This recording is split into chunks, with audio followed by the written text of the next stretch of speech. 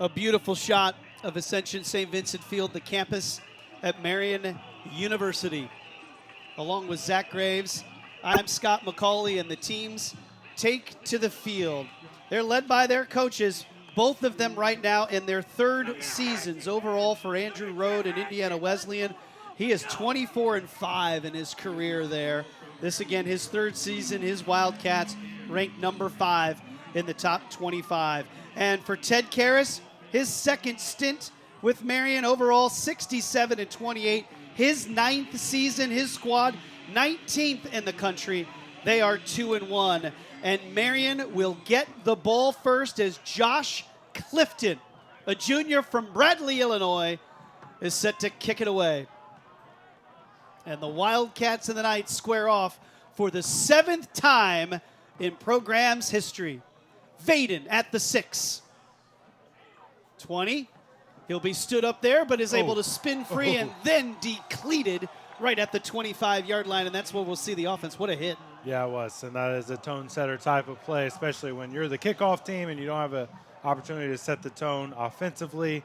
Nice hit on kickoff will get you going.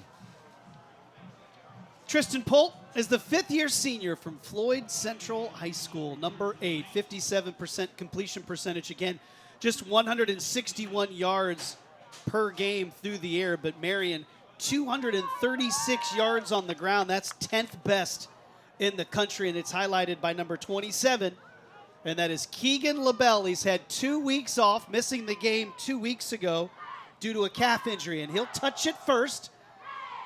Trying to run up the middle and on that left side, not much there on first down. Yeah, Keagan out a couple weeks ago, and we saw a bunch of different guys get involved in the run game, a bunch of 60-yard plus runs and things like that, but it'll be a little tougher against this defense today. You can see Indiana Wesleyan loading that box, trying to neutralize 27. And number 76 making his debut this season on the line at right tackle. That's Trenton Allen, scheduled to be the starter at the beginning of the year, but an injury in camp has cost him the first month of the season. So we get the big 6'6" right tackle in there. Polk pulls it out of his belly, and it will be batted down right at the line of scrimmage by Trey Speck, a junior from Noblesville. Yeah, good-looking play here. I believe it was either a fake or an RPO, but just a great individual effort there to bat that ball down.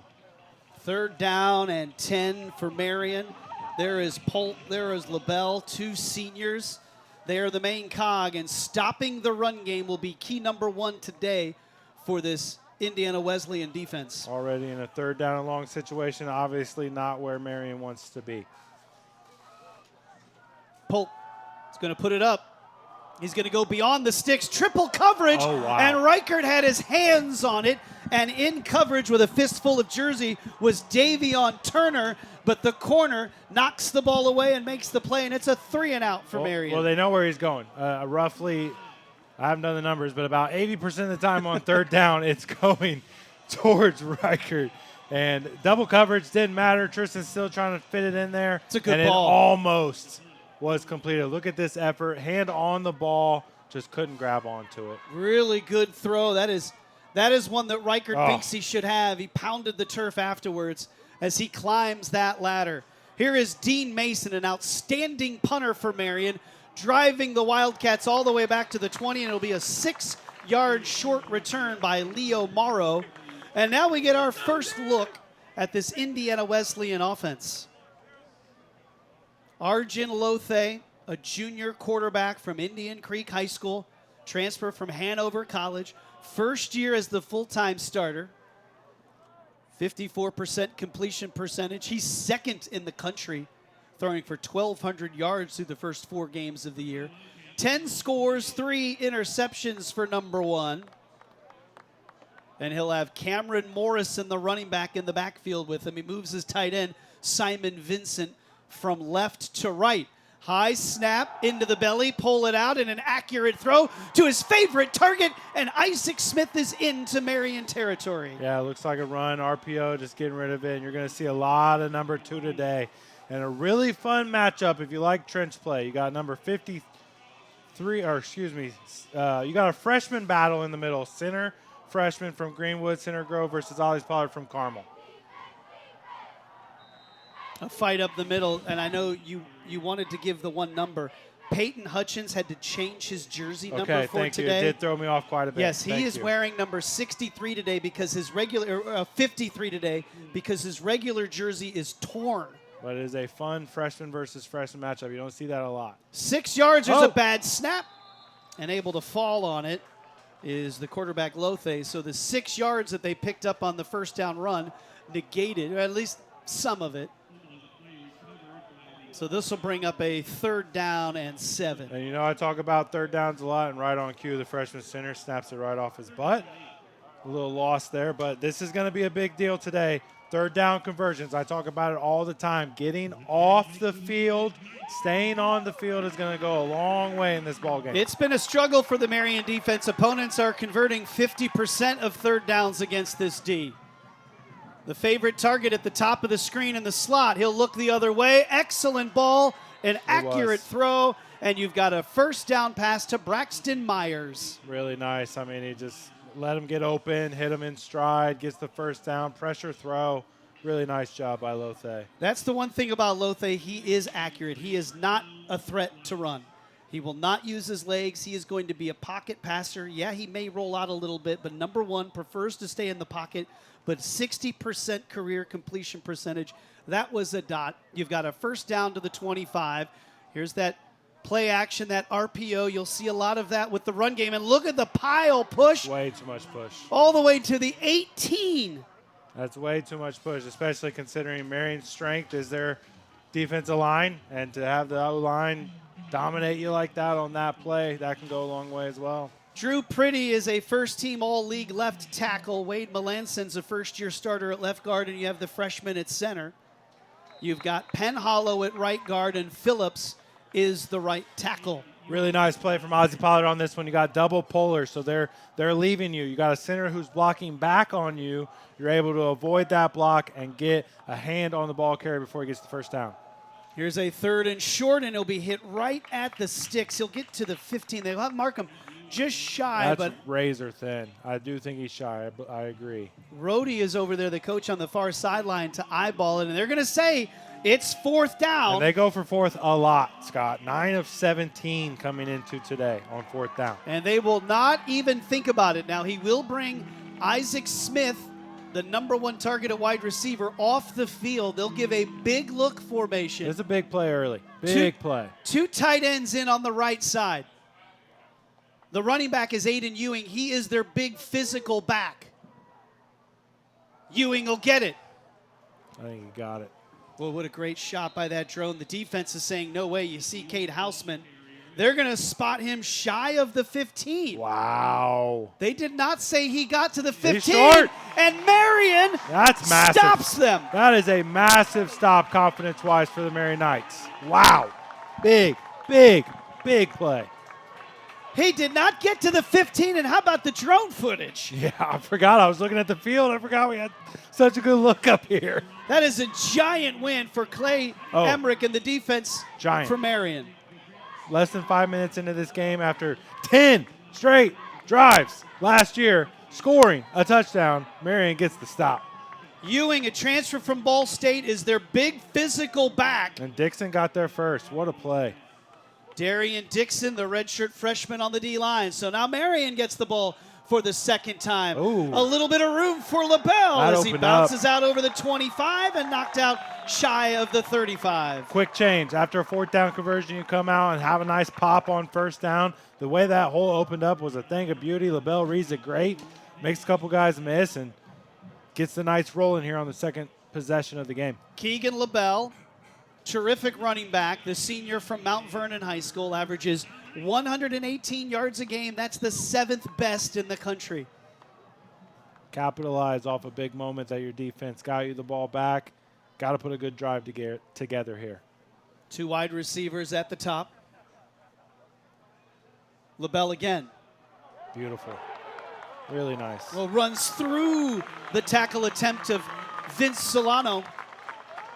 Now, the play before had a beautiful hole that was opened up by the offense line on that right side, back behind Trenton Allen, who's back from injury, first game of the year. Now, this one, not as much room. That's a lot more LaBelle that time. Makes a couple guys miss. Finishes through the run. Always finishing the run. Well, the last 2 plays have been stuck in the belly of number 27. He's picked up 31 yards. 3rd straight for LaBelle. He'll be upended right at midfield. Yeah, a little bit of whiff from Pilkington that time, coming over from left to right. Tries to chicken wing a defender. That's not going to work. He gets inside, makes the tackle. Yeah, tackle by Cruz Pursley. Can't chicken wing. Just can't do it. This is a defense for Indiana Wesleyan that will anchor number 1, Anthony Cheeseborough, on the defensive line. Garrett Hathaway, another strong player on the defensive line, number 55. Those are your 2 ends, but the linebackers are the top tacklers, number 8, Brock Thomason, and number 10, Terry Sylvester. Going up top, wide open! Touchdown, Marian! That's got to be a breakdown as Aidan Wanner finds himself all alone at the 15 and takes it in. Just a guy that not paying attention to. It's a pass off. He thinks he's got safety help, and he ends up wide open for the touchdown. Aruvalo just passes him off. He's playing that shorter zone. Thinks he's got help. Definitely 100% a miscommunication, a missed assignment, but Marian takes advantage. Well, you run the ball 3 straight times successfully. You open up that opportunity, and Curry nails the extra point.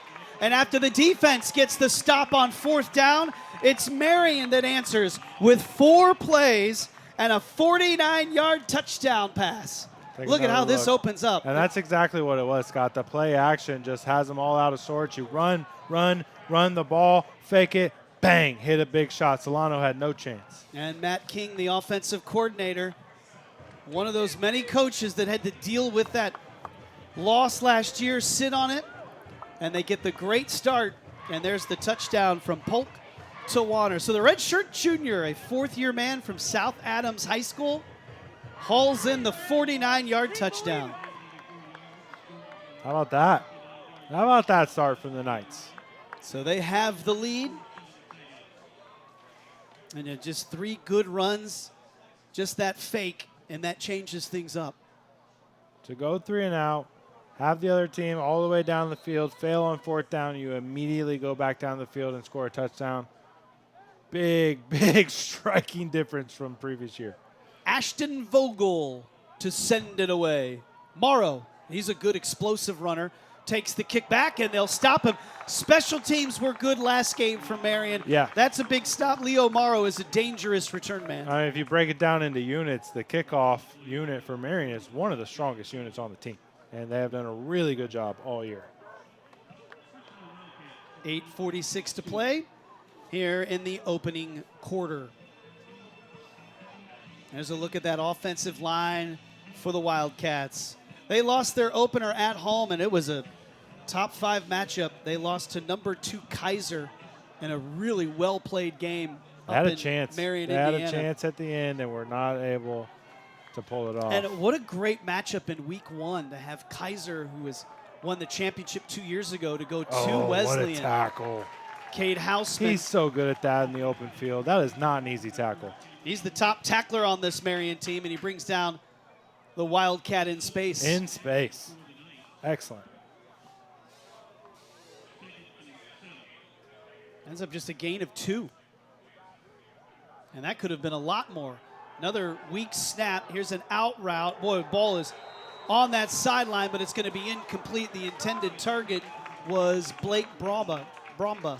From our vantage point, it looked like it was a little bit of hand fighting there. Might have got away with one. But this starts.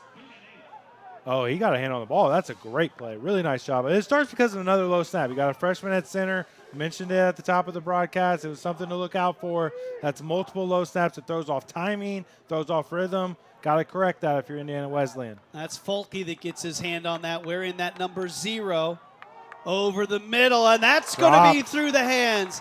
Myers had to make a tough catch. He had a Knight all over his back, and it's a 3 and out for the Wildcats. Man, Lothe put it where it needed to be. Gave his guy a chance. Passed the marker. This is a little post route, and he had his hands on it. Look at that. Good protection, good throw. It hit him right in the chin. He just plain dropped it. You know, and you look at that tackle on 1st down by Houseman. Yep. That was a play that looked like easily. some things were developing. Easily could have developed into more. He makes the tackle in space. Here's the punt. And it will bounce in front of Aidan. Marian's going to have good field position. They're going to start at the 35-yard line. Well, a good start right now for the Knights as they lead it by a score of 7-0 here midway through the first quarter. And the Knights all season long are proud to partner with the ISC Sports Network. That is the crew that's bringing you this broadcast, these camera angles, incredible views from that drone that's used. They deliver all home Marian football games all season long. Tune in live, watch the replays on iscsportsnetwork.com. All Marian sports handled by ISC.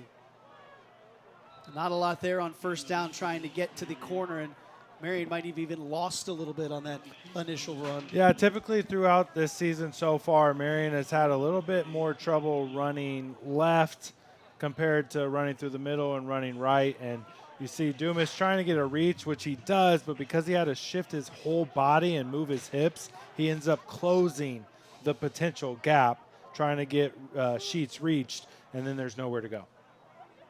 Another carry for LaBelle. This time he's able to bounce it outside. He'll explode for the first down. Very nice. Well, how is this game different from last year? On the last drive, Keagan LaBelle had more yards rushing than Marian did in the entire game, and he is in significant pain as he just ran off the field. That is not good. Anytime you're pointing at your elbow, forearm region, it could be bad. And he was waving at them saying, hey, get me out of here. Let's see how this play ends up. Not really much to see there, but who knows. Look at that. No gloves, no wristbands, nothing on those arms. Love that. So now you bring in a freshman, Elijah Price. He'll tote the rock for just a couple. Same guy who had a highlight run 2 weeks ago against Defiance. Thought he was down. He was not down. There were some incredible plays in that game. It really was. Price picks up 2. Under 6.5 to play opening quarter. Marian on top with the 49-yard touchdown pass.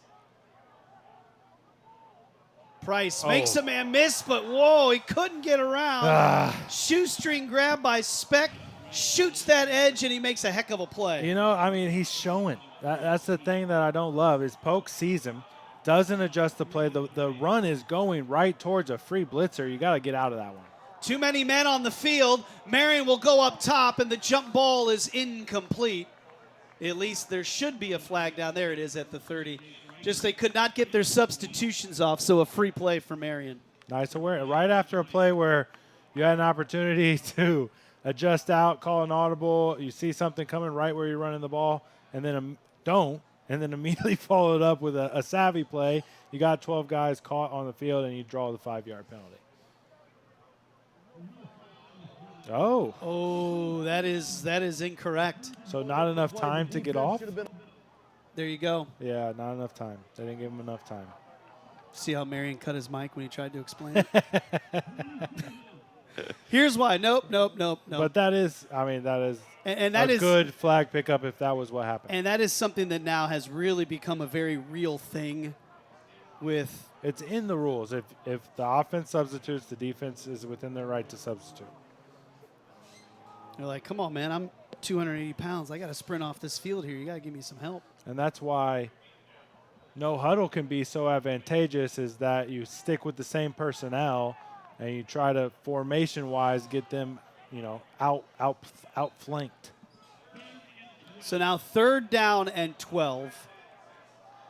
You've got bunch formation at the bottom. Polk's going to change this thing up. Marian has done some really good things out of this bunch formation this season. Let's see what they dial up. Polk's looking at that bunch. Now he's got to go to another option, and it's going to be broken up. Excellent timing on the outside. He was trying to hit Lamar Eccles, but really good job of closing and finishing that play off by Lunsford. We got more laundry. I think they just gave Marian a first down.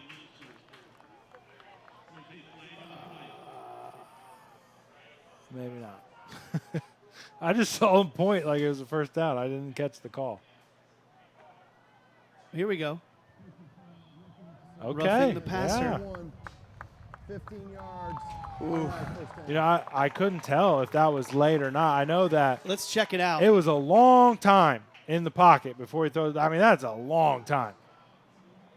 It had to be when he threw him to the He ground must have because thrown there him to was the nothing ground. there. Yeah, he didn't hit him. I mean, Polk's a big guy. It's going to be hard to get to the head. He must have done just bear hugged and tossed him to the ground. What a giant mistake. Oh, that is This- real big. Say what you want about Indiana Wesleyan. The one Achilles heel, penalties. They are a highly penalized team. They average 9 a game. Well, that's a good sign that Belle is back in there, and he's lowering the shoulder. He exited a couple of plays ago, pointing at his arm, which is not wrapped or anything like that. Could have been like a stinger situation. He just had to shake it off. But, yeah, obviously for Marian, big deal that he's back in the game. And immediately picks back up with a first down run. I mean, that's good stuff. So Indiana Wesleyan averages 9 penalties a game for 90 yards. That's a lot. That's a lot. That is a lot. And they were just hit with a big 15-yarder right there to extend a drive. And Belle, and this drive that extends, is swallowed up on that first down run. Good pressure coming that time from the safety is Arevalo. You know, that's an interesting thing to talk about. Really good teams and how heavily penalized they are. Whether it's a bias thing with officials or it's undisciplined or you think you can just weather it. But I remember some really good Marian teams that were very heavily penalized. Up until just a couple of years ago, this was a program that for a good 3 years, it felt like they averaged 9 penalties a game just like this. High throw, and man. He had Reichert all alone over there on the flat, at least to pick up some chunks of yardage. Those are the ones that really lead to frustration with Tristan Polk because he can do so many good things, and the ones that are easy, the ones that you just have to get there. I mean, that's 6, 7, 8, possibly more yards if you just put it 2 feet below where you had the ball. Too many times do we see those inaccuracies that really hold him back from being such a better, more consistent quarterback. And Reichert had a blocker and Clay out there. They'll give it to Reichert. He's pass. throwing this ball on the run, floats it up. Wanner, it's going to be incomplete. It was out of his reach. He was trying to see if he could back shoulder that and get his feet to the drag, but it's going to be incomplete as Marian tries to catch them off guard. Really good job out in coverage and not falling for any of that is Leo Morrow. Yeah, I mean, he didn't sell it the best. He kind of slow played that. You can kind of see that the throw was coming, but really not that far off from being a dime on the sideline there. This will be the longest career kick for Kenny Curry. Curry range? This is from 49. 48 make it. His long is 44. He's got the distance. Does he have the accuracy? Wow. And they say, yes, he does. Marian has a field goal kicker? A career long for number 14. Oh, that's a huge boost knowing you've got leg from that area. That is big time. I mean, it's been years since Marian could kick 140 plus. That's a good deal right there. He is now 2 for 2 in his career in that 40 to 49 yard range. And Curry pushes the lead up to 10. 4:06 to play. We'll take a timeout here in the first quarter. Beautiful view of the skyline here in Indianapolis. Just west of the city here in the campus at Marian University. And they lead the 5th best team in the country right now, 10-0 in the first quarter. Here's getting the corner, turning the corner, and getting a little bit of room is Grant Irwin, a junior return man from Plainfield, Indiana. So all 10 points so far for Marian have been led to by the stop on 4th down, and then that 3-point there was help from that pass interference, the roughing the passer penalty. So a little bit of aid. However, it is 10-0, but it makes this drive right here a prove-it drive for Marian's defense. Can we stop you again and let our offense try to capitalize off that? This is nothing new, falling behind early. That's something that head coach Andrew Rowe would like to change for his Wildcats. There's a little stick into the belly. Nice catch, spin, extra yardage, room to run, and into Marian territory is the always dangerous Brumbaugh. Missed tackles. Missed tackles can lead to monster plays, and that's a perfect example. That is a 7-8 yard curl if you just wrap them up, and instead it turns into a 30-yard plus play. And they're quickly on the ball after a 25-yard gain, and now it's into the stomach. And the running back, Morrison, leaps up and lands at the 39-yard line. I've just always been a big fan of up-tempo offense, especially after a quick change or a big play like that. You get up on the ball as quick as you can. Defense is still trying to catch their breath, trying to get aligned, and this big, massive hole opens up for 5 yards. Second time that the Wildcats have moved into Marian territory. They were stopped on 4th down on their first drive. Lothe, clean pocket, batted down. Yeah. It's Pollard. He got his mitts up and knocked it down. This kid's going to earn himself a nickname soon. I mean, it is unreal how much he has altered games in his short 4-game career so far. He is a problem inside. Can't get to the quarterback, hands up, bat it down. Beautiful. 3rd down and 5. 39-yard line. Need to get this ball to about the 34. Morrison, the running back. Lothe looking left, slings it, caught by Smith. That's the first down. He's still on his feet inside the 30 down to the 29. A lot of the completions so far today all seem pretty similar. They're those little slants, skinny posts that Lothe is so comfortable with putting exactly where it needs to be. It's got to be a little bit out in front. Receiver goes and gets it, and he is really accurate. And then later on, they'll get that little slant and go. Yes, sir. Well, he is extremely accurate. Lothe has a fresh set of downs at the 29-yard line. Sends last year's Offensive Player of the Year in motion in Smith. Throws it underneath. That's the tight end, Vincent. Hit, ball was knocked out of bounds.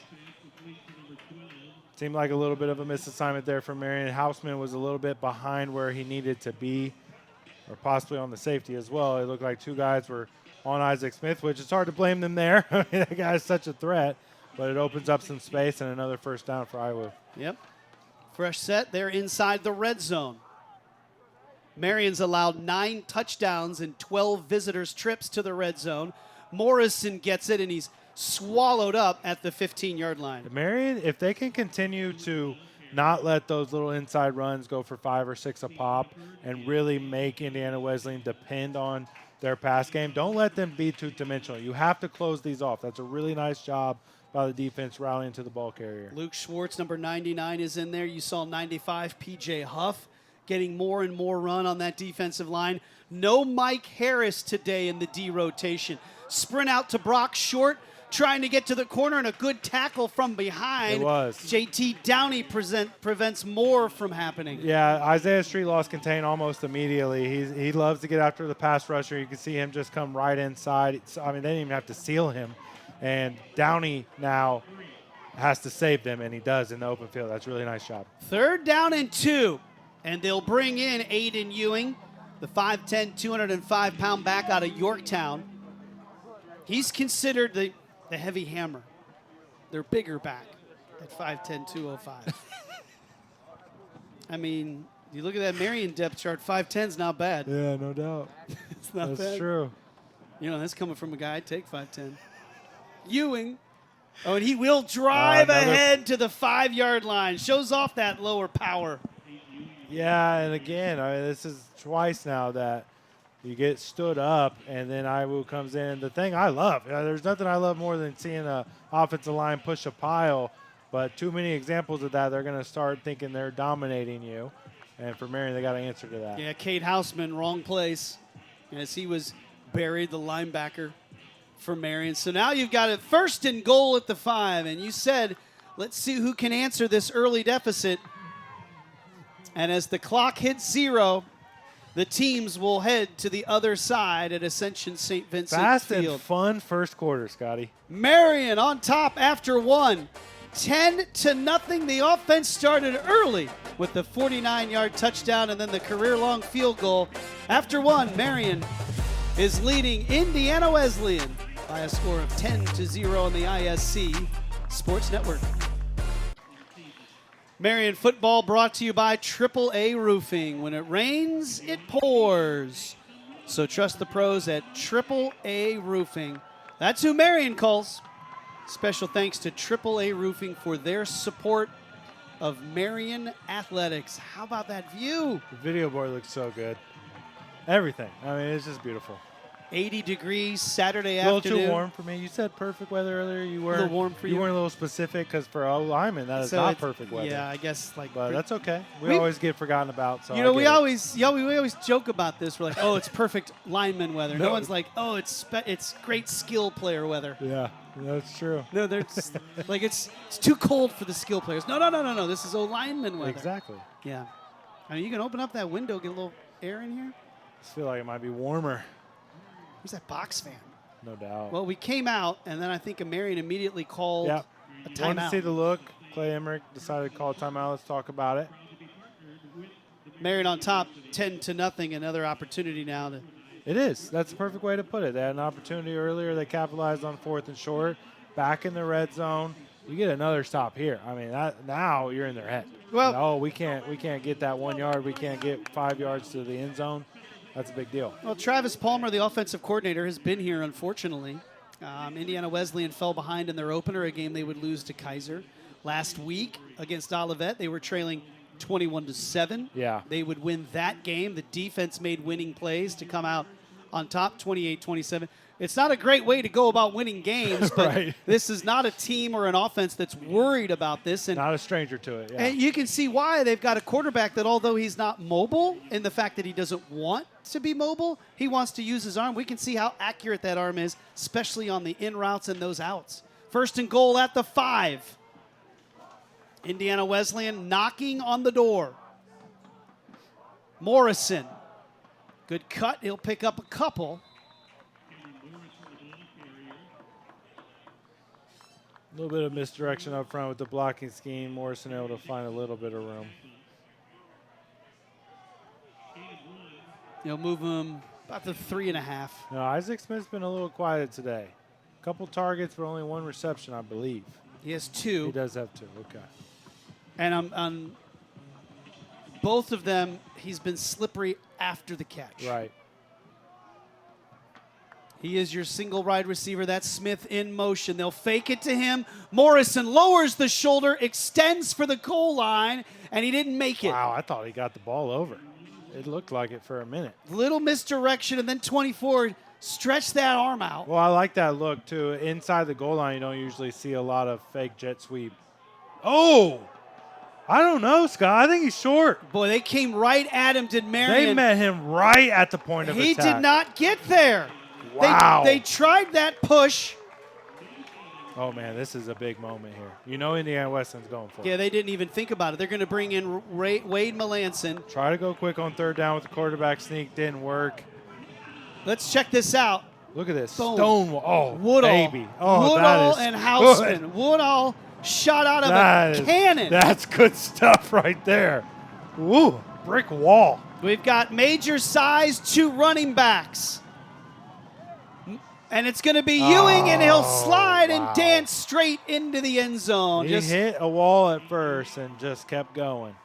So Ewing finds the end zone, and Indiana Wesleyan is on board for the first time this afternoon.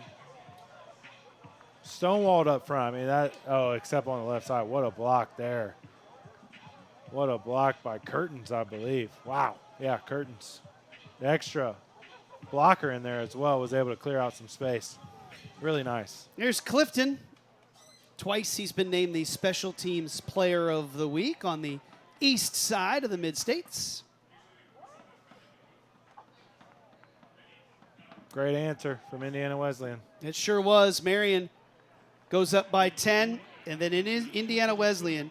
12 plays, 76 yards, 5.5 minutes. They come right down the field. That is a very good answer. That is a top 5 team in the country drive right there. Down 10-0. Got to have something all the way down the field. 4th down conversion, goal line, touchdown. And they made some plays, but really Lothe now 6 of 9, 102 yards passing.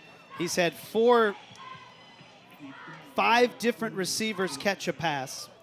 Tristan Polk has just 1 completion, but it went for 51 yards and the touchdown. Right. So the Marian defense gets dented for the first time this afternoon. Oh, yeah, you're definitely going to see some more play action coming. I mean, as well as the run game has looked so far, you know, Matt King's got some stuff in his pocket to pull out. Hopefully a couple more deep shots if you're the Knights. Clifton sends his coverage team split to the sides.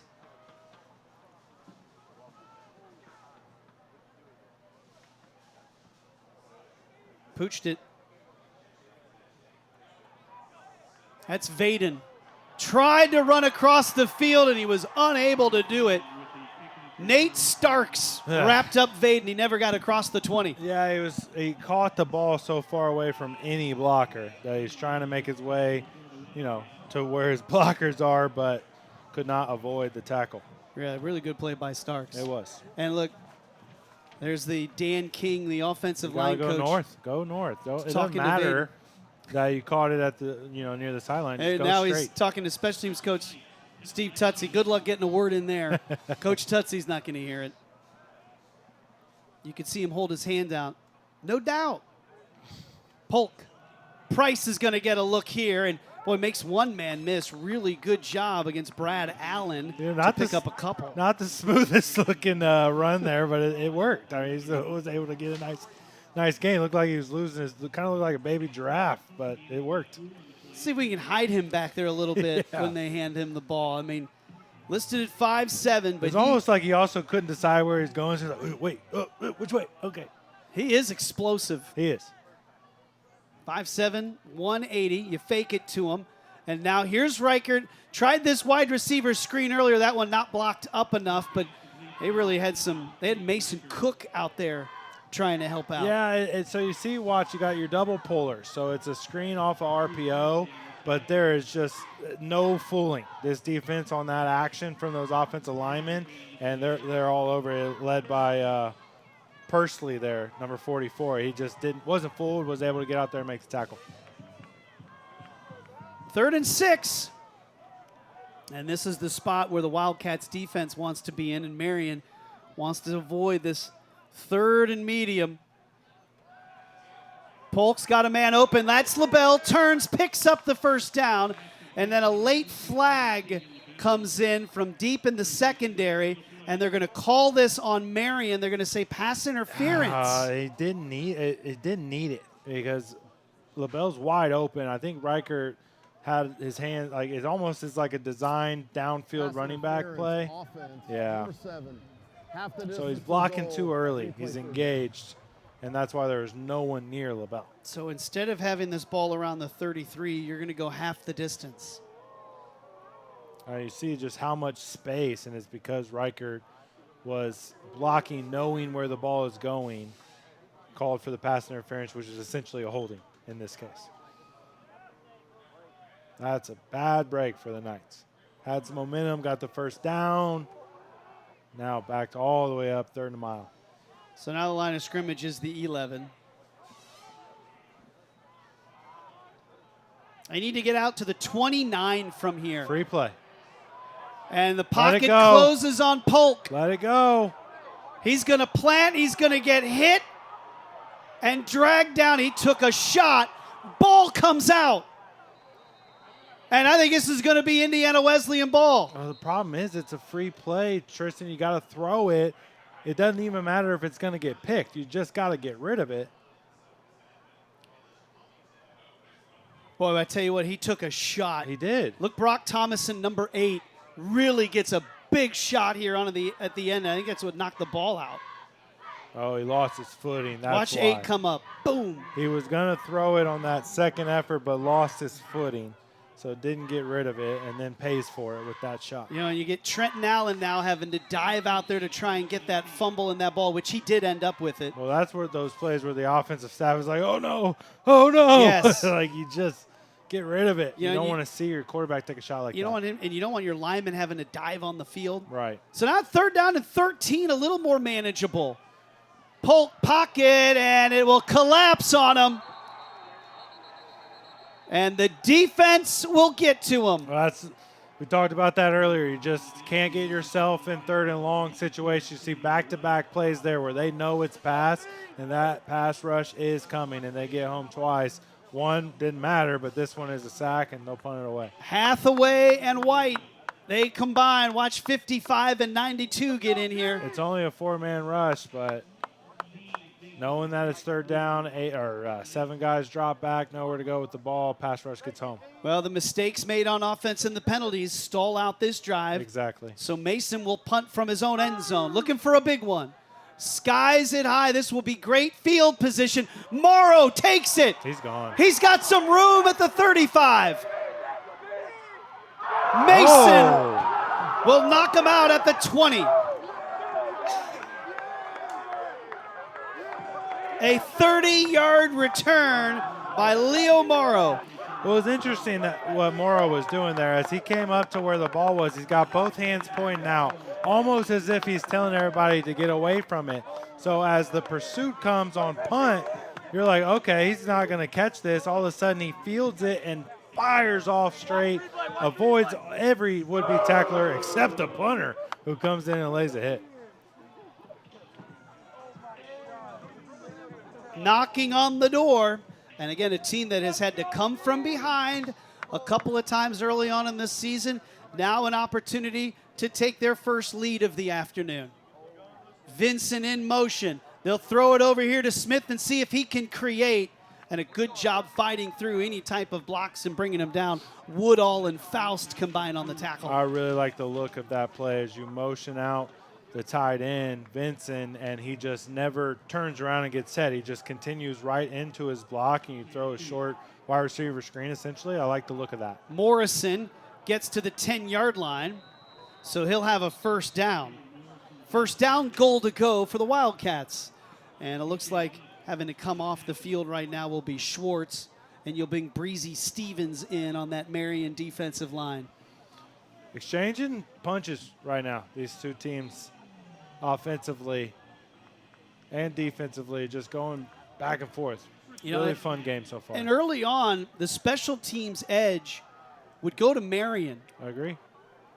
They've got an excellent punter and a big kick, but Morrow flips the field. Yep.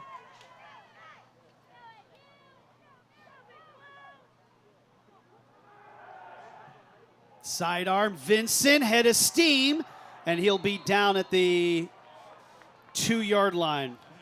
Another cool-looking play there. You got the orbit motion where a guy's going in motion, and then he comes back behind the quarterback, and just that little bit of fake caused Dixon a little bit of hesitation, and he can't get there. They go quick. Morrison pounds his way into the end zone, and IWU has taken their first lead of the afternoon. I like what the Wildcats are doing offensively. I really do. The way they're switching up tempo, the way they're moving guys in motion, a couple, tricky-looking tight plays. They have a really good game plan right now, and they're grooving now here mid-second quarter. And they're setting things up well for their quarterback, Lothe, giving him those first reads, those first quick throws. Right, exactly. He understands what's needed, and a 30-yard punt return sets up the short field. Clifton on for the extra point. Smith is the holder, and Marian's 10-point lead is gone. Just like that. Back-to-back touchdown drives, and the 5th-ranked team in the country has their first lead of the afternoon here in Indianapolis. 9:06 to play in the second quarter. Marian trailing 14-10 on the ISC Sports Network.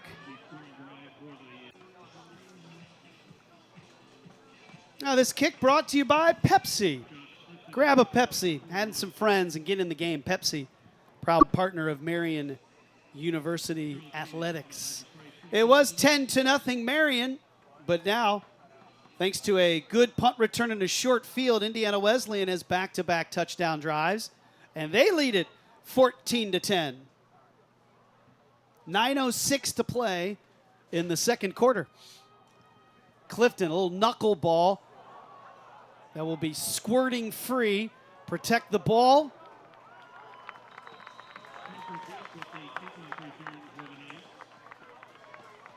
Seeing who is returning that. I thought it was 99. I was going to say, you don't usually want your Parker, nose tackle out there. That's Parker Burke. big 89. Yeah, I was thought it actually Schwartz for a minute. I was surprised too. He didn't go like the double fullback No. arm. He kept that thing tucked out there. Yep. He says, no. I used to tote the rock when I was at Tri High School. I know what I'm doing. All right, now it's time for Marian to answer and put together a good drive. The biggest thing is field as well. If you don't get a scoring drive going, just don't make mistakes and move backwards. Keagan LaBelle is the running back out there. They'll fake it to him. Polk all day, winds up, back shoulder. Wanner comes back. Did he make the catch? He did.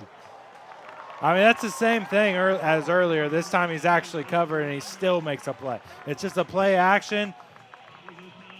Wanner, fade route, comes back to it, one-on-one, and that is a catch, sir. That ball is dropped right in there. Good coverage by Solano, but, you know, you're helpless in that situation. And a big play. Same play as the scoring drive. Is just actually covered this time, and Polk puts it where it needs to be. 40-yard completion. Again, the fake. Again, he has time. Going up top, and this one will be well over the head, and then a flag will be casually dropped at the 25-yard line. Well, going for it was Riker, but nothing else was really an option. Everything else was covered really well. You had kind of an under route coming back towards the middle of the field, but Polk had his mind made up right away and is overthrown, but there is a penalty flag.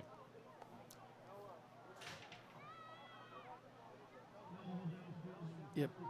I thought it could be ineligible to where that flag was dropped and just went a little too far, so this will back up Marian. You know, we talked about the penalty story. Marian as a squad averages about 6 for 62 yards, but been some tough ones here today that have slowed them down. Line of scrimmage remains at the 30, so it was declined by Indiana Wesleyan.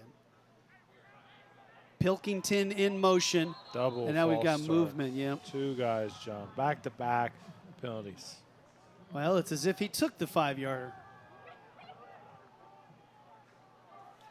Second down and 15. I didn't realize downfield was a repeated down. I was surprised to see him decline that. Yeah.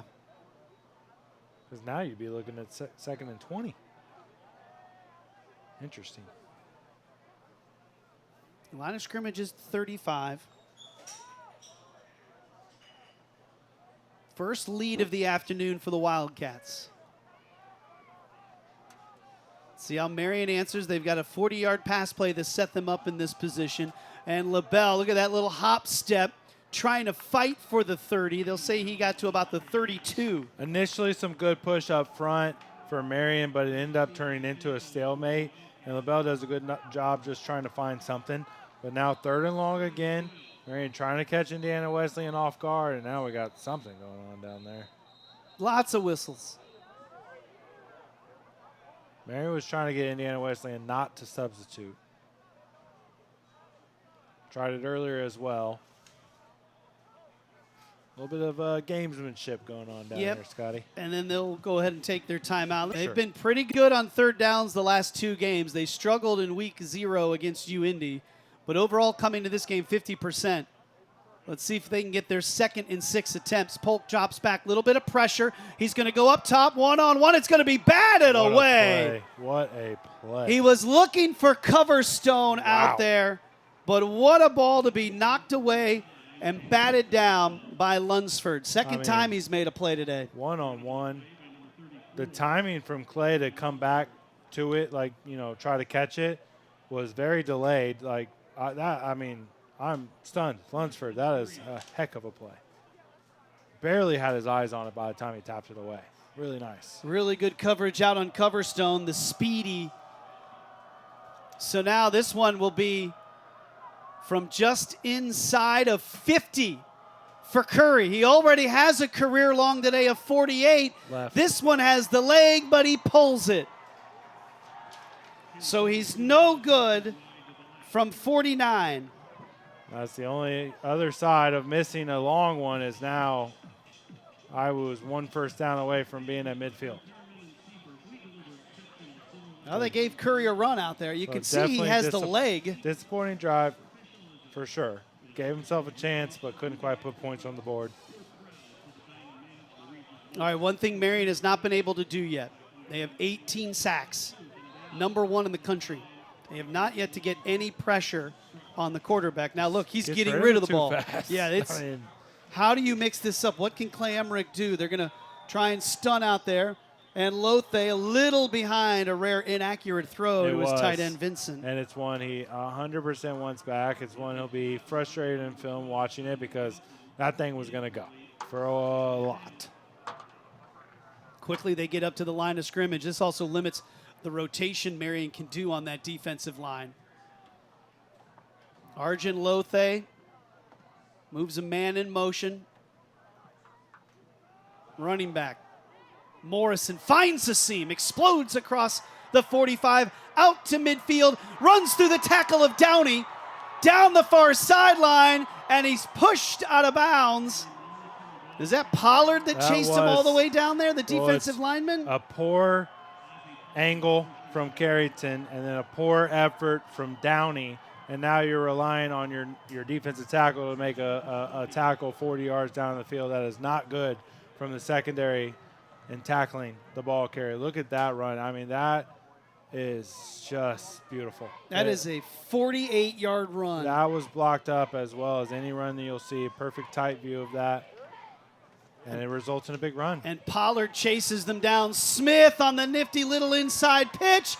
Gets to the corner. Touchdown, Indiana Wesleyan. This is what I was talking about. I like what Indiana Wesleyan's doing. They got all kinds of motions. They got orbits, jet sweeps, guys going here, guys going there. You got your best player coming underneath in a play that 100% looks like a run. Nope, it's a jet sweep toss. Everyone else is thinking, look at all that space. Blocked up really good downfield by the skill players, and Isaac Smith gets into the end zone. What a play. I mean, that is beautiful. That is 2 perfectly executed plays by Indiana Wesleyan back-to-back. 3 plays, 68 yards, and that is 3 consecutive touchdown drives for the Wildcats, and Clifton is up with the extra point. They have taken over this game here in the second quarter. They're executing. I mean, that's the blocking scheme. We saw the replays of both of those. I mean, the way it was blocked, hat on a hat, guys downfield, giving that extra effort, bang, bang, 55 yards into the end zone. That is their 3rd touchdown of the quarter. 2 plays. I mean, that's just really good stuff. That has really taken the air out of this stadium. Marian did lead this game 10-0, but now here they trail by 11 on the 3 straight drives, and you're right. Creativity, a little bit of motion, and then just some seam, and you get some athletes out in space.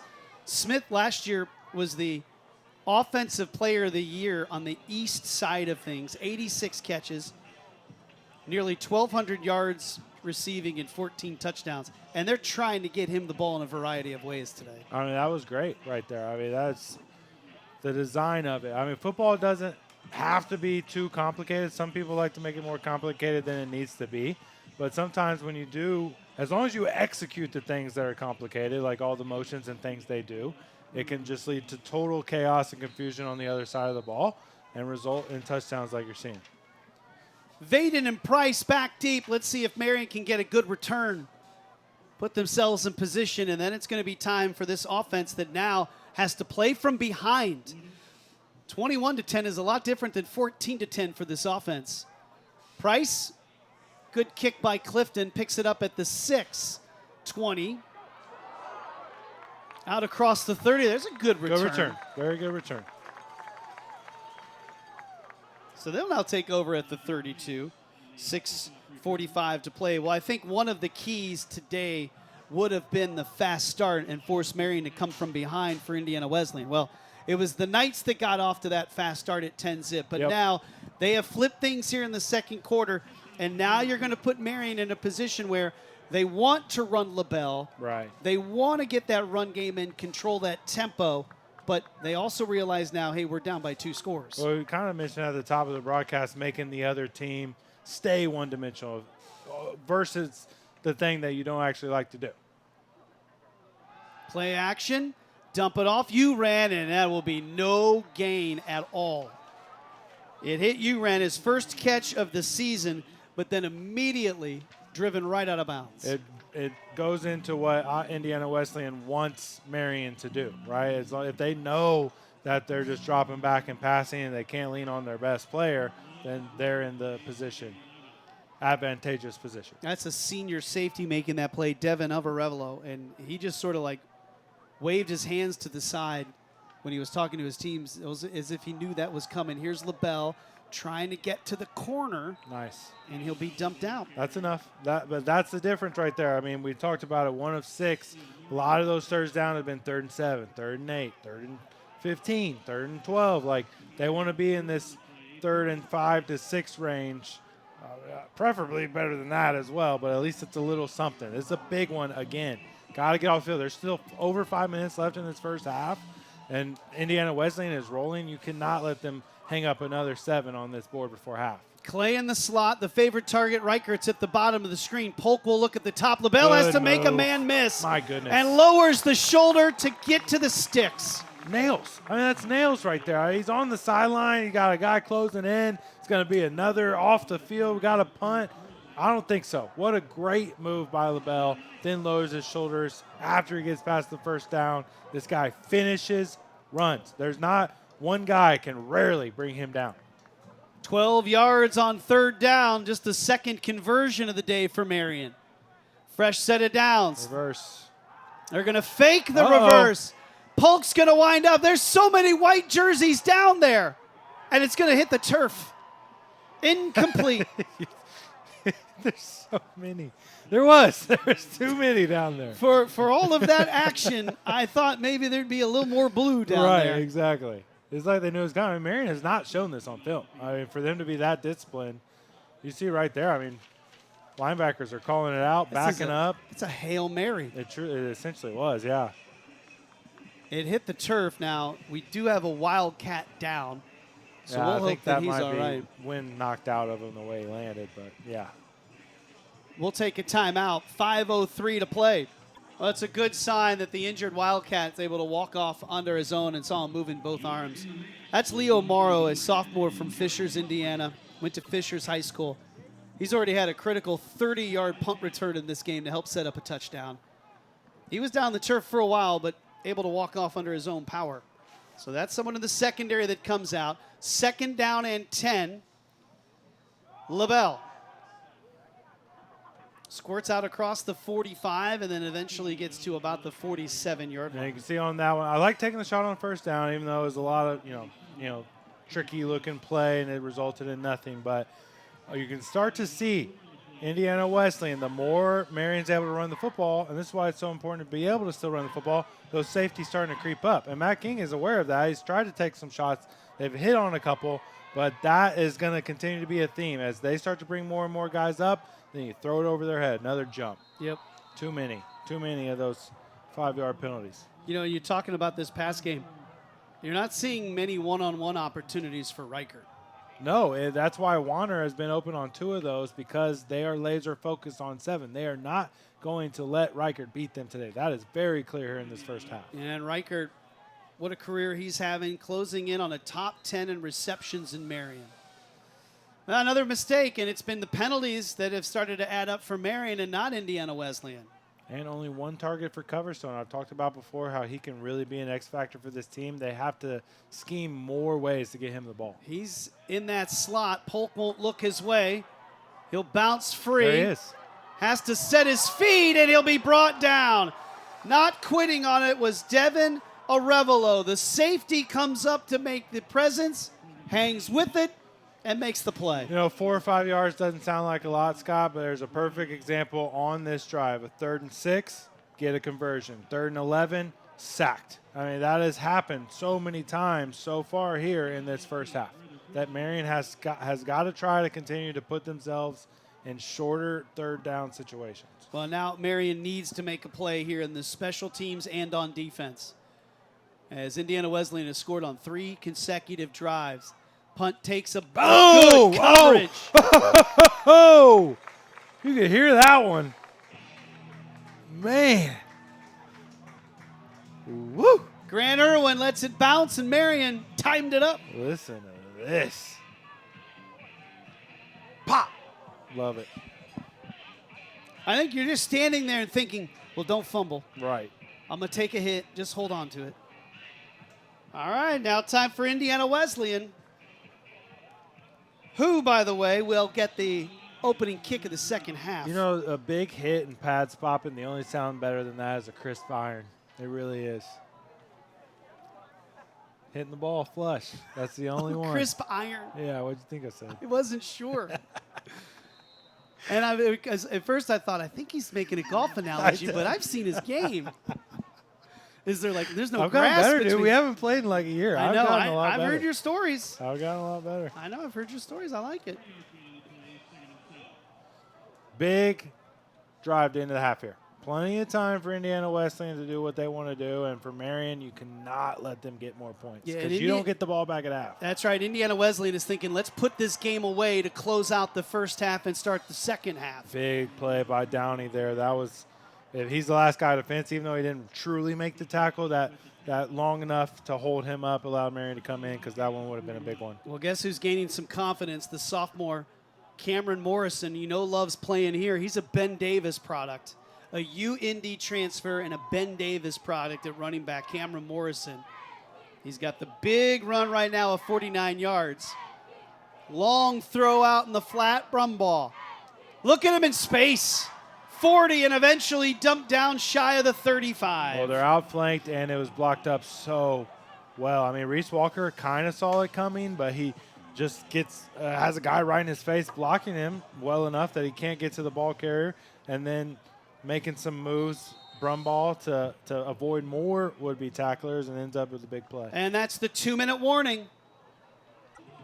Indiana Wesleyan on top and looking to add to it as Arjun Lothe, the quarterback, 10 of 14, 162 yards, takes control of this offense. First down and 10 from the Marian 36. Ewing wrapped up. Isaiah Street and Woodall combined on the tackle. I hadn't really looked at the box score until now, and 10 of 14, 162, 71% is such a strong line, you know? And then they also got Morrison with 90 yards on the ground just himself. I mean, really getting it done both ways so far today. And they have 120 yards more offense than Marian. Boy, how about the trust and the ability to throw? And the catch. What a play all around. You're right. What an over-the-shoulder grab by Smith. Now, a flag was thrown. You could see there was a miscommunication. And how about Lothe knowing exactly where number 2 is? He threw that, I thought, without even looking. It kind of seemed like it, didn't it? He threw that up for grabs, and it was a great over-the-shoulder catch. You know, as we near halftime and start looking at the box score and things like that, I think the biggest difference has been Marian not being able to get those sacks. The strength of their team, getting after the quarterback. Indiana Wesleyan, wow, what a play. Indiana Wesleyan just gets rid of the ball so fast, and Lothe just makes decisions so quickly that it's neutralized this pass rush 5-yard completely. penalty. Replay second down. So we got the false start.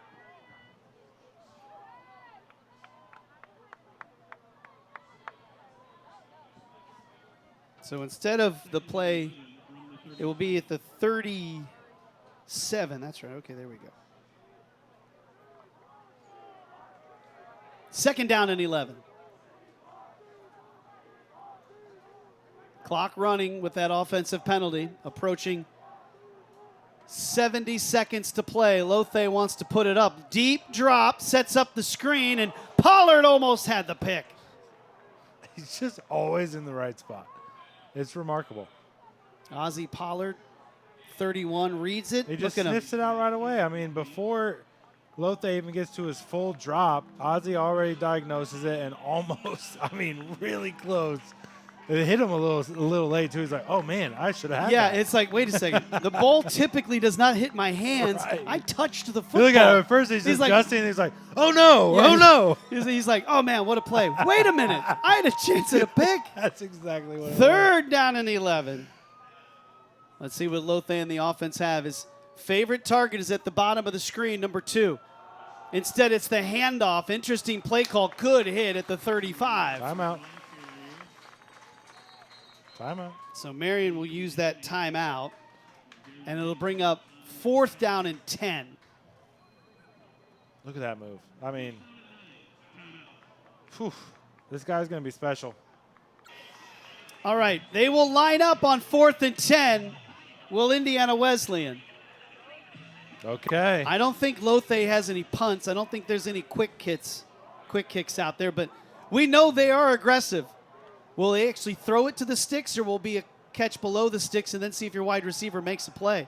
Lothe, deep drop. Smith, and it will be incomplete. Folke was there in coverage. That was well short of the sticks. He was hoping to get Smith more into space. Well, credit's where it's due to the Marian defensive backs there. They had everyone covered. Lothe usually makes his decisions quick. Look at his eyes. There's nothing. I got to get rid of it. It's a short drag, and Folke is all over it. Really, really nice job and really crucial point in the game. I didn't want to say necessarily it was a nail by any means, but if they get a long touchdown on 4th and 11 to go up 28-10, that's almost a nail in the coffin for the Knights. Well, that's what they were looking for. They wanted that touchdown at the end of the half and then to open that half. 100%. And the defense finally gets the stop. It's the first drive for Indiana Wesleyan in the second quarter to not end up in the end zone. 56 seconds for Polk and the Knights. Over the middle, Clay caught it, bobbled it. First one. Just get that first catch on a 2-minute drive. Get the first one. Only one timeout. It's not a first down. Get back up to the ball. Do it again. Polk's first one was not there. Now he'll throw a laser down the field, incomplete. It's going to be a PI, though. He got PI. And they're going to call it right there. So the contact. Pass interference, defense, number 4. Good job. It does seem like for a lot of quarterbacks that middle range throw is like the go-to. A lot of times, especially in this game, it feels like the deep one is the go-to for Tristan Polk. He just wants to hit that bomb so bad. And that one didn't have any air under it. That's just it's really good coverage. It's because he never turned his head, kind of pushed him out of bounds. I mean, I don't even know about that one, to be honest. They call it on Holland. I don't know. Marian will take it, but it seemed like pretty good coverage for me. People looking at home. Even the Marian guy. Even the Marian guy is saying that. That was a tough one if you're a Wildcat. 36 seconds to play before half. Polk. A little pressure from Allen. Now more pressure. Let's see what Polk can do. Uh-oh. He's going to run through tacklers, and eventually now Arevalo brings him down. First down, so don't need to use the timeout. Get up there and spike it. He surprises you. He has the ball in his hands just still. rumbling and stumbling down there. Well, that is a huge flip of the field right now on the legs of Polk. I don't know if they're going to – yeah, they're just going to go run play here. Gets it down to the 18-yard line. Nice. Oh, he's down. He's going to be caught now. Now you have to because there's not enough time to get back on the ball. Yeah, See, I don't love that. It was first down. Just clock it right away. Don't run that play. You just caught yourself about 14 seconds. Second down and 6, more importantly, just 17 seconds. You got to think they want to go Reichert's way this time. Pressure. You float it up towards the end zone, and Belle will try and come back for it. No flag. Marian wanted that flag because of it. I like the no call, especially after the one you got away with a few plays ago. I also like what Marian did there. I think they're going Reichert. Iwu thinks they're going Reichert. They bring him on an inside route and then pull Belle out of the backfield on a wheel, and it's just defended really well. It took 4 seconds. Good job by Trey Speck to not get that call. You know, and the other thing is you notice that ball's in the air, and that's a running back going out there not making that kind of adjustment towards the ball. They're going to bring pressure. Two men come up. It's picked up towards the end zone, and that's over the head of Reichert. Gave him a chance. That was really a nice job by Belle. They bring some pressure, and he is all over it. Gave Polk that time, but inaccurate. It's been a busy first half for Kenny Curry. He is 1 for 2. That's all right. That's a really good drive. Good stop on 4th down. Go back down and get yourself 3 if he nails this. And now it's a one-possession game going into half. 32-yard field goal attempt. Curry's 1 of 2. He's made from 48 and missed from 49. And they will ice him just before the kick. That felt late. That's all right. Timed right at it.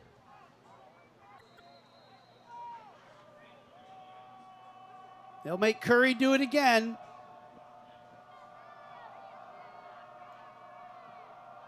The punter, Mason the holder, awaits. And the kick And he missed it left. Now, he can't believe it. He started to celebrate, Curry did. He thought it was going to go over the upright. The two officials are underneath there, and they wave it off. I said woof because I honestly couldn't tell. I thought off the foot he pulled it. I knew it was close to the bar, but I could not tell. Yeah.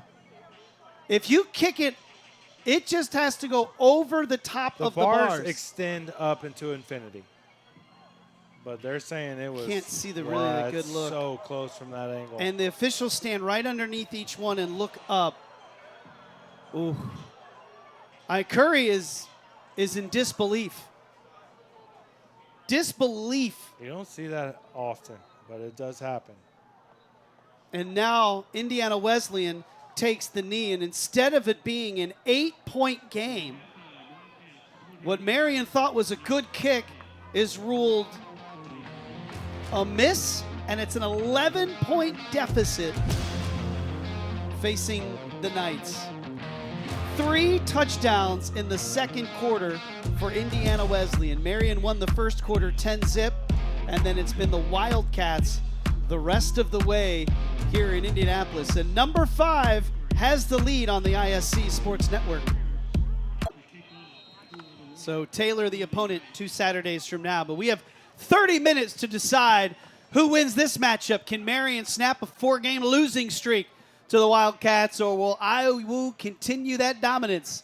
They'll take it off inside their 5. Good return just out around the 25-yard line by Grant Irwin. Ideal situation here for the Knights, 3 and out or a turnover.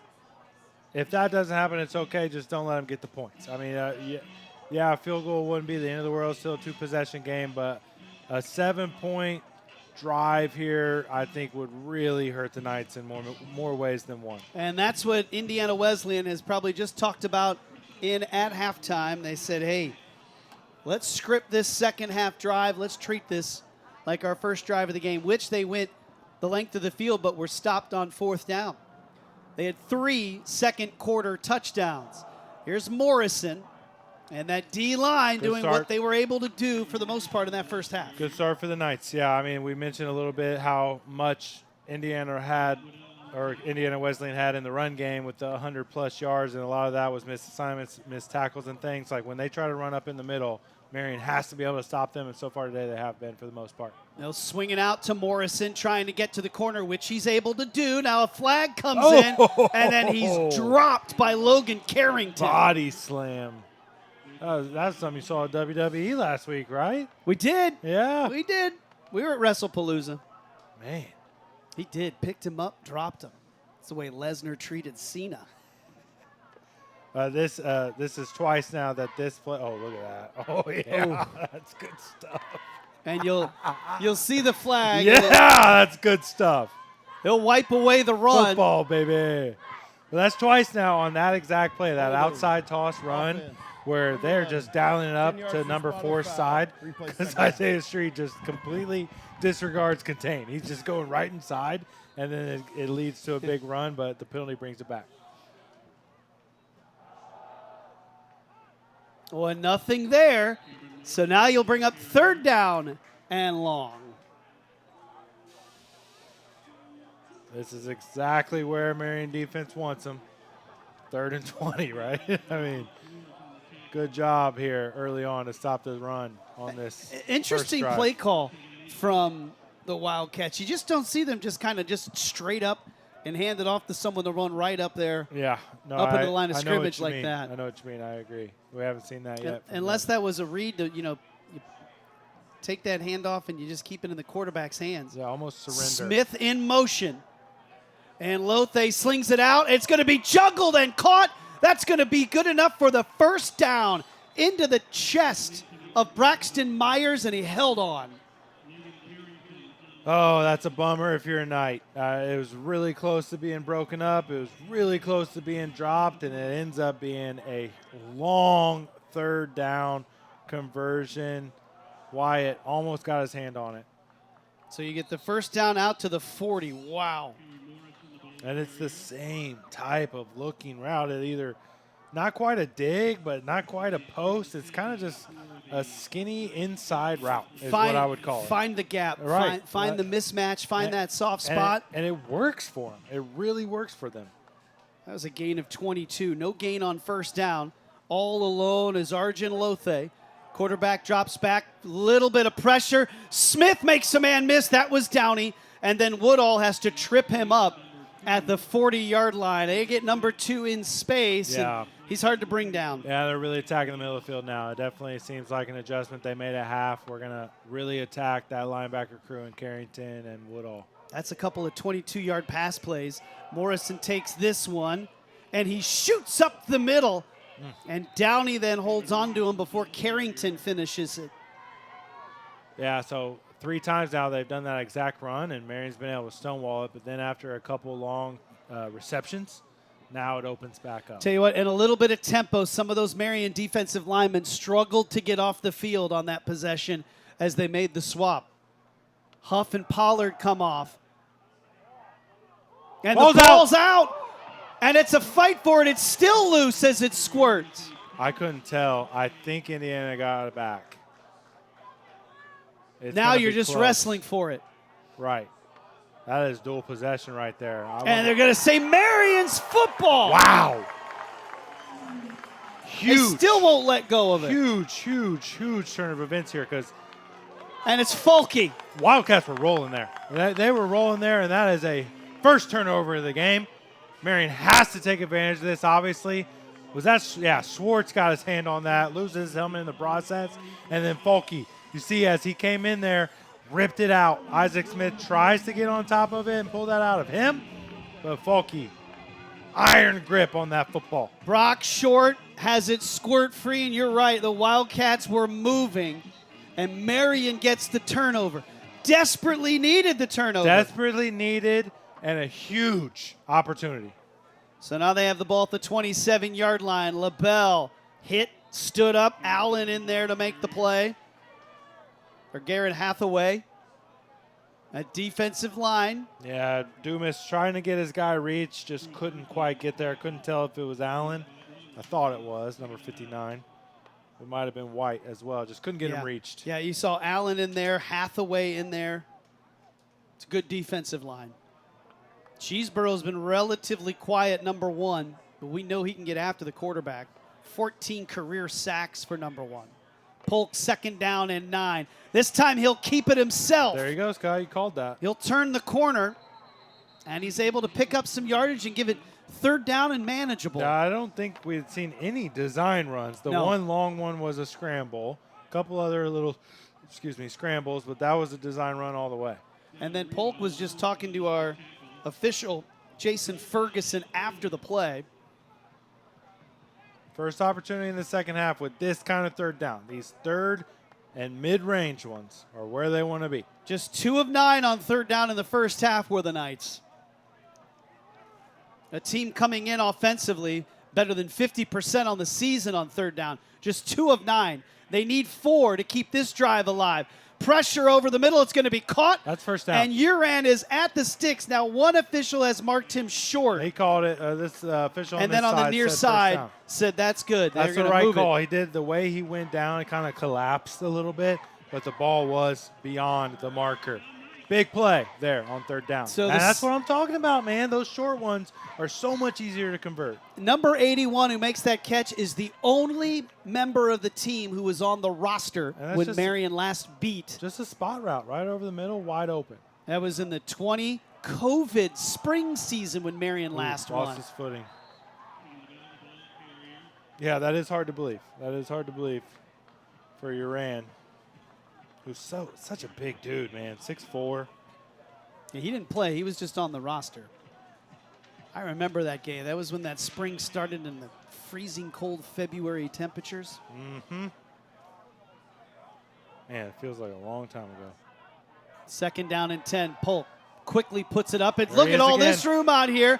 And number 81 will turn it up and take it deep into Wildcats territory. That's a few times today we've seen just total misassignment and just not paying attention to. There's so much focus, Scott, on Jake Reichert right now that you're seeing other guys just end up wide open. Uran had 0 catches coming into today's game.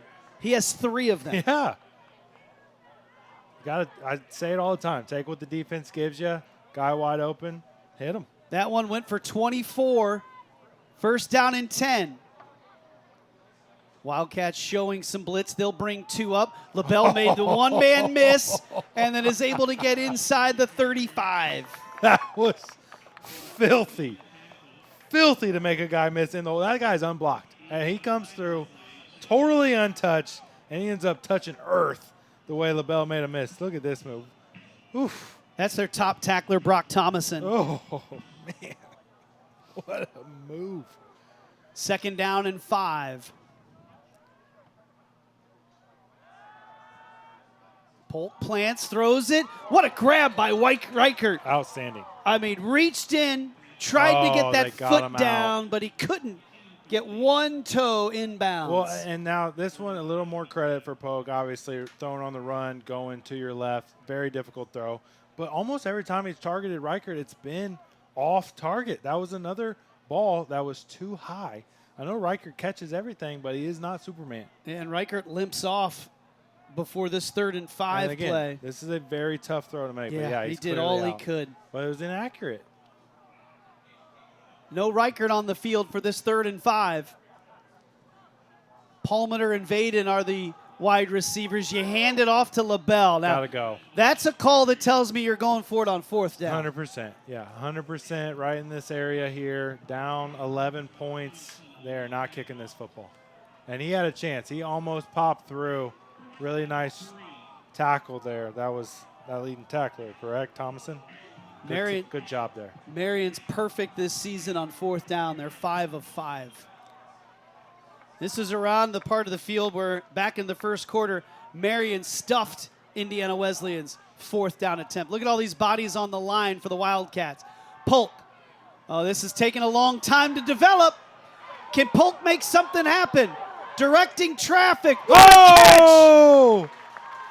It's the Keep Ben going. Uran drive. Keep going. Wow. Oh, man. Okay. That was something. Tristan Polk. These are the type of plays where he just keeps bringing you back in, man. I mean, he is sacked. This play is done. And he escapes, points at another guy, throws a back across his body on the run. I mean, he looked at Uran so late and saw him and flips it over. First down. I mean, this guy, how does he do stuff like this? 3 catches for Uran. It takes Marian into the Ortho Indy red zone. Oh. LaBelle to the 5. I mean, you look back to last year, there are so many instances in late in games where Polk makes a play just like that one. How did he escape? How did he still able to complete the pass? That was exceptional. He's directing traffic for Vaden to the out other there, guy. and then says, you know what? Oops, he's just kind of like, oops. I can throw this over my It's left almost shoulder. like a Magic Johnson no look, like whoop, whoop, whoop. Incredible. 2nd down, goal to go at the 5. That was a 4th down conversion. Here's LaBelle. Can he get to the corner? Got it. Touchdown, Marian. What an incredible, necessary drive from the Knights there. Another score off turnover, or a quick change. The other one was 4th down, but I mean that drive had so much great stuff. And Keagan LaBelle finds the end zone for the 31st time in his Marian career. He goes in from just outside of 5 yards. And now the Knights a kick away from making this a 4-point game. And that one, no question about it, is up and through. Well, it wasn't pretty at times, but it works. Ben Uran, 3 receptions on that drive. Marian converts a wild 4th down, and the LaBelle punches it in for the touchdown. How about 11 plays, 73 yards, Wow. 5 minutes and 37 seconds. I mean, it's such an emotional roller coaster at times. If you're a Knights fan, watching Polk play, you can literally go on consecutive plays where, like, how did he overthrow him again? To how did he just do that? I mean, that was incredible. So Indiana Wesleyan goes with their orbit motions, their jet sweeps, their pretty slants. And Marian says, watch our quarterback Just go do something, bounce dude. off your lineman. Just figure it out. And throw it to a tight end who had 0 catches coming into today and collects 3 on a drive. It's a 6'4", 250 blocking tight end who just had 60 yards on that drive. Who is just rightly so being uncovered. Right. Exactly. Exactly. I mean, that's awesome. Who had 81? Nobody. And Marian now gets right back into this game. Can the defense make a stop? Let's see what IWU has in store. They've answered the bell every time out today. Another one. Big hits on special teams from both sides. Tylen Cunningham, the big hit there. Momentum is on Marian's side. You got to utilize that now defensively and get another stop. We were wondering when that turnover was going to happen. It was inevitably going to happen, Scott. And for Indiana Wesleyan to commit it and Marian to immediately go down and score on a long drive, perfect scenario for the Knights. Indiana Wesleyan will not try and throw that ball over the top of your defense. No, they won't. But they have big play capability if you miss tackles. 100%. They are very, very quick and open in space. And look at this. Nobody in the backfield. You get it off to the handoff. And then Irwin trying to cut it back. He won't get to the 30-yard line. Well, that's an interesting play. That's just a long sweep. Those are the things of the other things that I was talking about, that you saw that faked earlier. Now they're just handing it off to set up the fake again later, Scott. It's a process. It's science. It's things building off of things. Things off of things. That's just a nice long handoff. You turn, you give it to Morrison. Little jump stop. He'll pick up a yard. You can see the juice. You can truly see the juice here wearing blue jerseys right now. They're juiced up. They're in this game. They just had a turnover, get the score. 3rd down now. Got to get off the field. You've got Street, Stevens, Huff, and Pettiford on that D line. Got your first turnover last time. Now how about your first sack? Nickel defense is out there. They send Houseman on a delayed blitz over the middle, and it's through the hands. Vincent had the first down. Second time today. It's the same kind of route that they run all the time. The ball was there, but that is the second drop where Lothe put it on his guy, put it right up in the upper chin, chest area. Last time was Myers.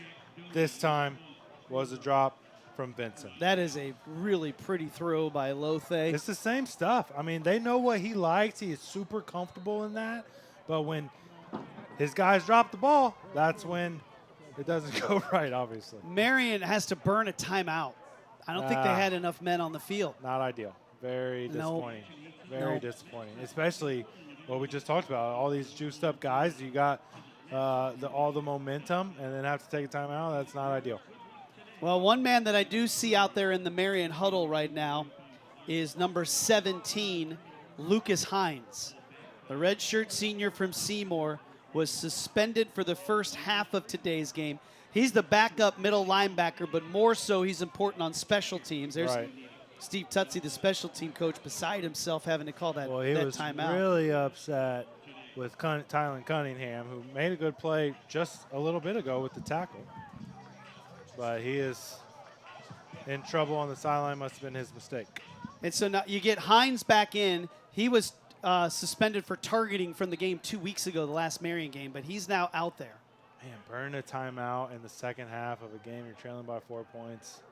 Really disappointing. Well, now the offense gets an opportunity to reclaim the lead. Marian came after that a little bit. Vaden says get away, and it will scoot out of bounds. Right around maybe the 33, 34.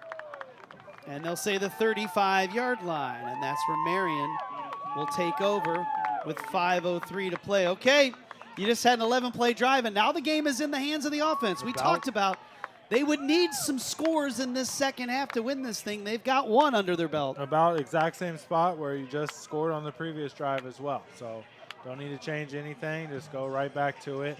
An opportunity to take the lead in the second half against the 5th-ranked team in the country on the line on this drive. Davion Turner gets the one-on-one assignment against Reichert at the bottom of the screen. Polk is going to keep it himself. 35, 40, lowers the shoulder. Looked like he was talking as he was going around. And he'll drive this thing all the way out near the 45 and near the sticks. Let's talk about credits where it's due. You absolutely nailed Polk getting more involved in the run game in the second half. That's the second design run, and both of them look good. He will lower his shoulder. That's a first down run, 10 yards. And quarterback is not shying away from contact. And he's not scared of anybody. Fifth-year senior from Floyd Central High School. First down and 10, fresh set. This time he says, how about 27 on it? Oh, yeah. And LaBelle into IWU territory, and a late flag is thrown. And let's see if they grab the face mask. Well, same kind of looking play as earlier where I got on Pilkington about trying to give a chicken wing on that backs block. This time he squares him right in the chin and fed right off of it. Did LaBelle. That was really nice by Pilkington, and then a 15-yarder to tack on. So this will be the 6th penalty, and it'll now add up to 65 yards today against one of the most penalized teams in the country. It has been a big, important part of this game. It has. Marian's had 3 penalties for 22 yards. They didn't come at great times. They all really hurt the offense. But it's been some big ones that have hurt the Wildcats defense. Now you're down to the 35-yard line. First down, shot to Reichert here, put possibility. Reichert is at the stack of that outside. Instead, it's LaBelle, and a jersey tug might have prevented him from running outside for more. Yeah, not when the running game's working like this. I mean, LaBelle really getting into a groove now. You can tell as the game goes on, it's like he gets better. And that's such a rare quality to have. Thomason had that jersey. It's like he likes to get hit, and he just gets stronger and stronger. Second down and 3. Good 7-yard run on first down by LaBelle. That's Reichert in motion. Approaching 3.5 to play in the third quarter. Full start. So it's now going to be penalty number 4 on Marian, and they've all been on the offense. Man, everything has been on the offense. Those are the ones that have had more than usual this season. I mean, that's like 4 or 5 pre-snap penalties now, and they just kill drives. That was the problem with Marian's other drives that would stall out. Yep. So now, instead of it being second down and 3, you're at second down and 8. And then you wonder why you're 3 of 11 on third down, and you look to that, and you're like, oh, yeah, that makes sense. Backing ourselves up 5 yards too many times. Big tight end package in. And LaBelle wants to run behind that side. Outside. Inside the 20. Stays on his feet and eventually bounced out inside the 15. They ran behind Pilkington and the big tight ends on that side. Yeah, we've seen a lot of 12 personnel today with Uran and Pilkington, and they're doing such a good job. We haven't mentioned much about having Trent Allen back today. That's been a huge bump. And then LaBelle just continues to do what he does, working his way down the field. Well, LaBelle getting the touches, still out there. You move into the Ortho Indy red zone. That line of scrimmage right now is the 13. Now you got Parker Burke in there. He was in there last time with Pilkington. They'll try and run on that side again, inside the 10, down to the 8. I love this. I love the way they just are not continuing to lean on the run game, and we even going into the half, we're like, okay, 11-10, don't try to abandon it. You know, it's not out of reach. Keeping themselves within range in the score allows them to still continue to lean on the run game, and it's working. Keagan LaBelle had 11 carries for 65 yards at the half. That was his 10th carry of the second half. He's over 117 yards. Turns the corner. Look at him dragging men inside the 5 and down to the 4, and he's slow to get up. He's working. He's in the mid-20s. It's the third quarter. Look at that. That was blocked up really well, minus that final reach block, the guy who made the play there, 32. Yeah, that's Solano, who went for a ride after that initial contact. Third down and 2. Price is the running back. LaBelle gets the breather. North-south, young man, north-south. Bunch formation. Price, stutter step, drives to the end zone. He's in. Touchdown, Marian. What a run. That was an angry run. I love that, too, as they go away from the bunch formation where the tip point of that bunch is your tight end. You got Palmer, a receiver, coming back to the other side to lead block. And Price gets in and got his face mask not called. So that was really, really nice. 18 plays the last 2 drives for Marian, and that. they have erased the deficit. Yeah, right there. Matt King pumped up as he should be. 2 back-to-back, insanely good drives there. Physical Marian drives as the run game powers them through. Curry is requiring us to go to a different camera angle to make sure that they're in through the uprights. And number 14 says, you got to count that one. Marian, 2 third-quarter touchdowns, and now they are out in front against Indiana Wesleyan. And now the Wildcats defense has to figure things out because this Marian offense now pounding the football. They're doing it with their quarterback, and they're doing it with Keagan Belle, and Price is the one that finishes it off. Oof, man, what a game. This is fun. We told you this would be a memorable one. It always is when these teams meet. Last year was memorable for the wrong reasons. Right, and everyone has recency bias, and they're thinking about last year, and they're like, Marian's going to get stopped, right? No, I mean, every year is different, man. Every year is different. Every year is different. Every year like that is crazy. Now you look at what happened 2 years ago. Marian had a 17-0 lead at Marian. Yep. And a 2-point conversion went through the hands of Frankie Young that would have tied that game up with about a minute to play. Vogel sends it deep from the end zone. Yeah, that was a good one. Stay on the feet out to the 20, and they'll be twisted down right there. Now, the Wildcats have been in this position. They trailed by 10 early and rattled off 3 straight touchdowns. Now let's see which side wins the possession right now as we start to wind down this third quarter. It truly is amazing how often a turnover at the wrong time can just completely change a game, or even like a long pass interference or some kind of game-changing play where everything just flips, and we are witnessing it right now. So here comes the offense, led by Lothe. The quarterback is 12 of 19 for 205 yards. They've really leaned on the run game more in this second half. Now out in the flat, and another drop. A lot. There's been a lot. I mean, you look back at the tape and you're like, wow, Lothe has got to be graded in the 90s. I mean, he's been so accurate. He's made good decisions. But his guys, especially Myers, that's his second, and Vincent have really let him down with some drops. He had a drop that forced Indiana Wesleyan to punt on the last drive. 2nd down and 10 on that drop. Lothe will come right back to his wide receivers. Brumbaugh gets a block, and he has green space in front of him. It's going to be a race to the end zone. And Indiana Wesleyan has responded with the long touchdown. Unreal. What happened? Where was the safety help? How quick is that play? The snap, the quick throw out in the flat to Brumbaugh, and then he was off to the races. And right back. Momentum gone, just like that. What a beautiful game. 79 yards. Look at this. This throw, it doesn't even reach the line of scrimmage. Everyone was within 5 yards of the line of scrimmage, though. I don't even know where the safeties were. That ball never reached the line of scrimmage. And the kick is good. Well, how about that? So Marian had the lead for 16 seconds. And now they trail 28-24.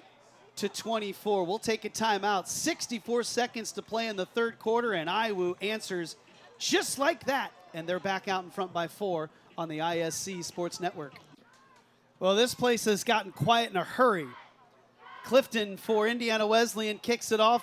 Vaden will take it away from Price. Fall down, drop the ball, and that's ominous. So Marian takes the lead on an incredibly physical drive, and then 2 plays later, 79 yards, the lead vanishes. It takes the energy out of Ascension St. Field, and then Marian muffs the kickoff, and here we go with their backs up against the wall. Well, it's a clear difference of what each offense likes to do. Marian loves to ground and pound, get all the way down, have a long drive. And Iowa likes to set up those quick, short, tight passes that turn into long gains. And that's exactly what you saw there. Keagan LaBelle, 11 carries, 65 yards in the first half. 11 carries, 60 yards here in the second half. And that was his 12th carry, and nothing amounts to it. Well, the carry count is getting kind of high, too, and that's when you start to see a guy start to slow down just a little bit. Sometimes LaBelle is a freak of nature, and then he gets stronger as he goes on, like I mentioned in the last drive. But as you go up in the mid-20s and up towards 30 carries, that's tough on a guy. On a hot day here, 80 degrees, the sun full shine, no clouds. Polk will put it up. 2nd down and 10. He has all day, and he'll skip it into Wanner. One of the biggest things I've been impressed with today so far is definitely Marian's pass protection. He has had all day to make decisions, but now exactly what I'm talking about avoiding, 3rd and 10 situation and a potential 3-and-out right after a scoring drive. You have Reichert, Eccles, and Clay lined up to the left of Polk. Wanner is the single wide receiver up top. All that 12 personnel. Now you go back to 10, 4 wide. See if they can try to outflank him here. Linemen trying to find out who they're going to have blocked. They're only going to rush 4. Polk might see if he can run for it, and he will be tripped up at the 21. That's short, and Marian will punt it away. Gave an old college try there. Come up a little bit short. But I just really hardly, yes, the pass protection has been good, but Indiana Wesleyan is not bringing pressure.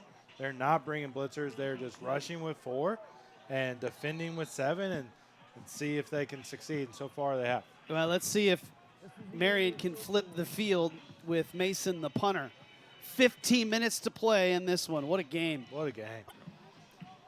Well, Marian will have to punt it away for the first time in the second half. They had the lead for just 16 seconds. And after a 3-and-out, let's see if Dean Mason can flip the field. Right now, special teams has trending in the favor of Indiana Wesleyan. They've made all the plays, the big plays on special teams. Way too backed up for a trick here, right? Right? Yes. I would think so. Oh, boy. Okay. Nice job by Mason, and then a good job to regroup, and he boots it. What a bomb. Morrow, he's dangerous, is going to be tripped up. Great job by number 0. That was big. He has to field the ground ball, and then he realizes there's no rush. He gathers and launched it. That was big. That was. Those are those things that don't pop up on the box score that are really important to winning football games. That is a great way to flip the field from the 21 over to the 35. Huge punt by Mason, and I think when that ball hopped to him and he looked up and saw nobody rushing, that was wise of him to say, I have time, and let's go ahead and do this. It really was. And he's just a sophomore. To just not be rushed, be patient. Morrison, nothing. Everything looks similar. That's why they were able to hit. That even though that was a handoff, he still gives the motion like he's throwing that short pattern, the one that just hit for an 80-yard touchdown. And it's just hard to diagnose what they really are doing. Now they'll send the running back out wide. 5 wide receivers in this formation. Don't expect Lothe to run. That's a jump, yeah. Yep. Yeah, left tackle moved. That's a good call. That's Drew Pretty. First team all conference. 2-year starter on that left side. Still 2nd down. He's a big dude. That's a big one. A little 5-yarder, but could go a long way.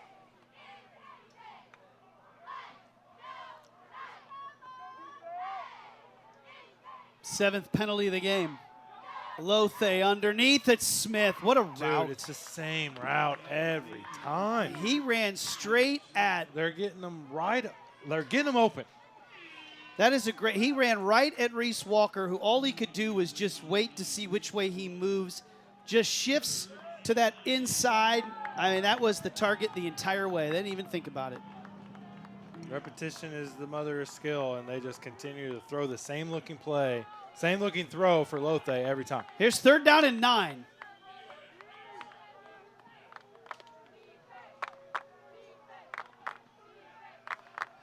Lothe time, slings it. What a throw. Folky is underneath in coverage. Huge. Kate Houseman says, come on, young man. Huge. Huge. I mean, how many times have we seen those over the middle plays like I just talked about? Marian is like, you know what? We're not letting them have that one. So the only thing that's relatively open is near the sideline. It's a different throw for Lothe, a different look, and he's overthrows it, and it's incomplete. Really nice job by Marian's defense. Oh, they get the big 3 and out. Boy, Folky's made some big plays out there in the secondary and island coverage. High snap. Good kick. This will drive Vaden back to the 35. Vaden with a seam. Midfield. Runs into his own man, but Marian's going to start this in Wildcats territory. Really, really nice block from Daryl Hunt there, number 25. He was able to keep his hands inside, move his guy out of Vaden's way, and it added an extra 15 to the return. That's a good return right there. Credit where it's due. And they needed that. Needed it. That's really one of the first positive plays that they've been able to have. And now they're talking about a flag, and you're seeing Indiana Wesleyan walk even more down. Let's see where they're going to start this one, if it's going to be at the 46. The play was over, dead ball, and sportsmanlike conduct. IWU, number 38, 15 yards into the play. That's a massive. First down. That's Logan Scranton. That's a special teamer.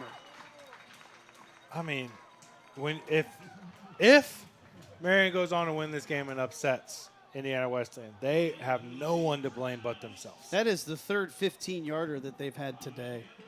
That's now 8 penalties for 85 yards, which, by the way, folks, both of those numbers below their season averages. And you look at the total yards, and they're up 97. That closes the gap with those penalty yards, and that's why it's as close as a game as it is. So Marian, an opportunity to retake the lead. LaBelle, 30, tripped up down to the 25-yard line. Speck makes the tackle. I don't remember the last time Marian ran the football and didn't get 5 yards. I mean, they have really started to control this line of scrimmage. Left tackle, Byerly, Dumas at the guard. Look at that put. There's no white jerseys anywhere close to LaBelle before he gets past the line of scrimmage. And you're running now on that right side of the center, Wells, the guard Cook, and Allen, the right tackle. Up the middle now, LaBelle, good hit that time. Great. Speck reads it, and the Noblesville product makes a great tackle. Really great tackle by Speck. I mean, it looked like it's going to be another one of those bounce arounds and then hop through the hole, but Speck eliminates the hole.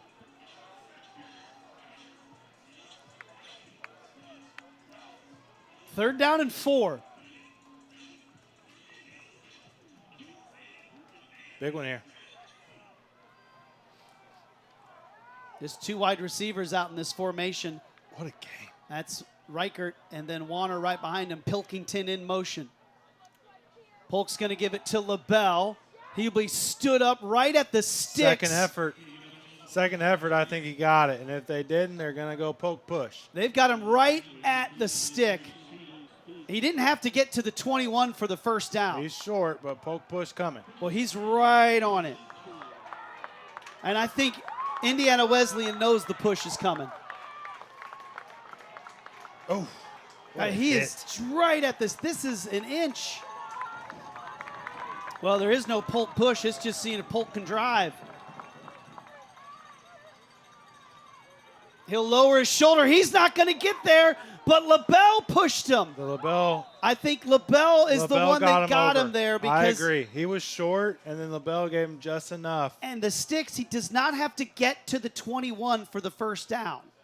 It can be just shy of it. Man, this is going to be close. He did not get it on that first ever. He doesn't have his helmet on. I think the official on the far sideline marked him in, and I think they're going to get it. Officials timeout. How do you spot a ball in a mass of all those bodies? Oh, he's got it. Where the ball is spotted, he's got it. Yeah, the stick is not all the way on the 21 yard line. That's pretty clear. Yep. Huge. And I think he only gets it because LaBelle comes 100%, in and Scott. pushes him after the play. 100%. It wasn't. You called it. It was a different look than what they've been doing with those almost like victory-looking formation where you have the two guys behind him that helps push them. But LaBelle initially wasn't even going to come up to the line of scrimmage, and then saw he needed that extra boost. Comes up, and he gets him the first down. And let's all enjoy the chain gang. Chain gang. We miss it. You don't see that on miss Sundays it on anymore. Sundays now. Polk gets it. Does Polk have to come off because of the helmet? Yes, he does. He lost his helmet, so Schuster will come in. Watch LaBelle. Almost lost the ball. That was it. Right there, Scott. He was stopped, and LaBelle gets him beyond. Huge. So Schuster will come in for the snap, the redshirt sophomore from Cincinnati. He's had some snaps, played quite a bit in the last game on the blowout over Defiance.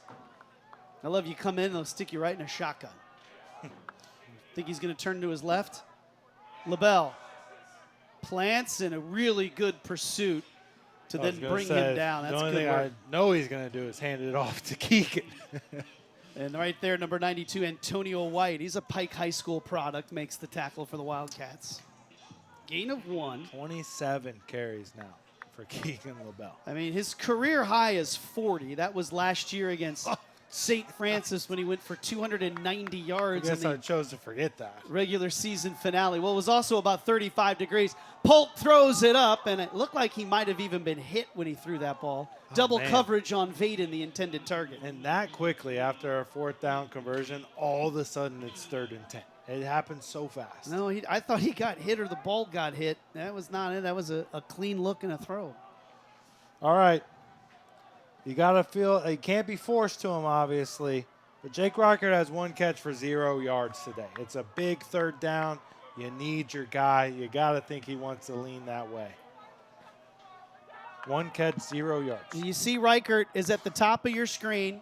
Eccles is stacked behind him. Polk He's got is his looking eyes that on him. way, and he will avoid 1 hit, and now they've got to blow it dead, but a flag immediately comes down as Polk is going to be slow to get up. Defense, number 8.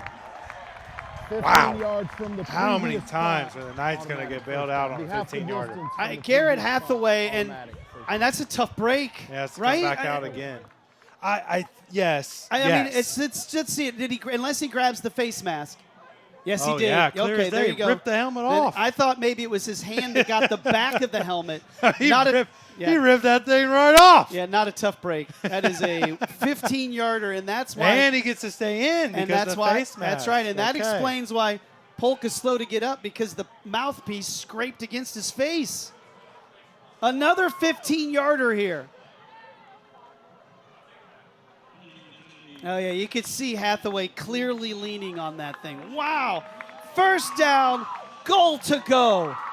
Another 15-yarder. That's just way too many. If you're the IWU, you have to be upset. 9 penalties for 100 yards this afternoon for the 5th-ranked team in the country.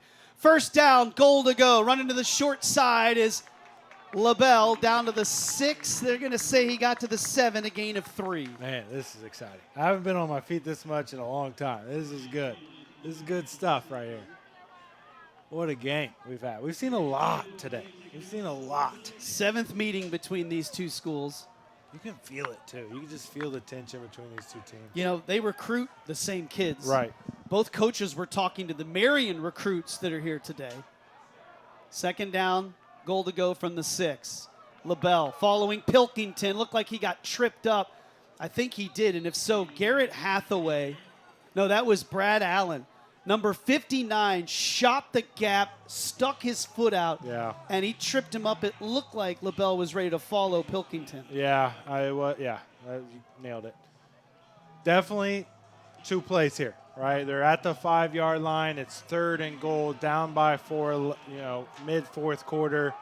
If they don't get it here, they're 100% going on 4th down. Last week, Indiana Wesleyan won the game because they stood tall on a goal line stand. They're trying to do it for straight Reichert. back-to-back weeks. Polk makes one man miss, has to heave it up. Oh! Who ran?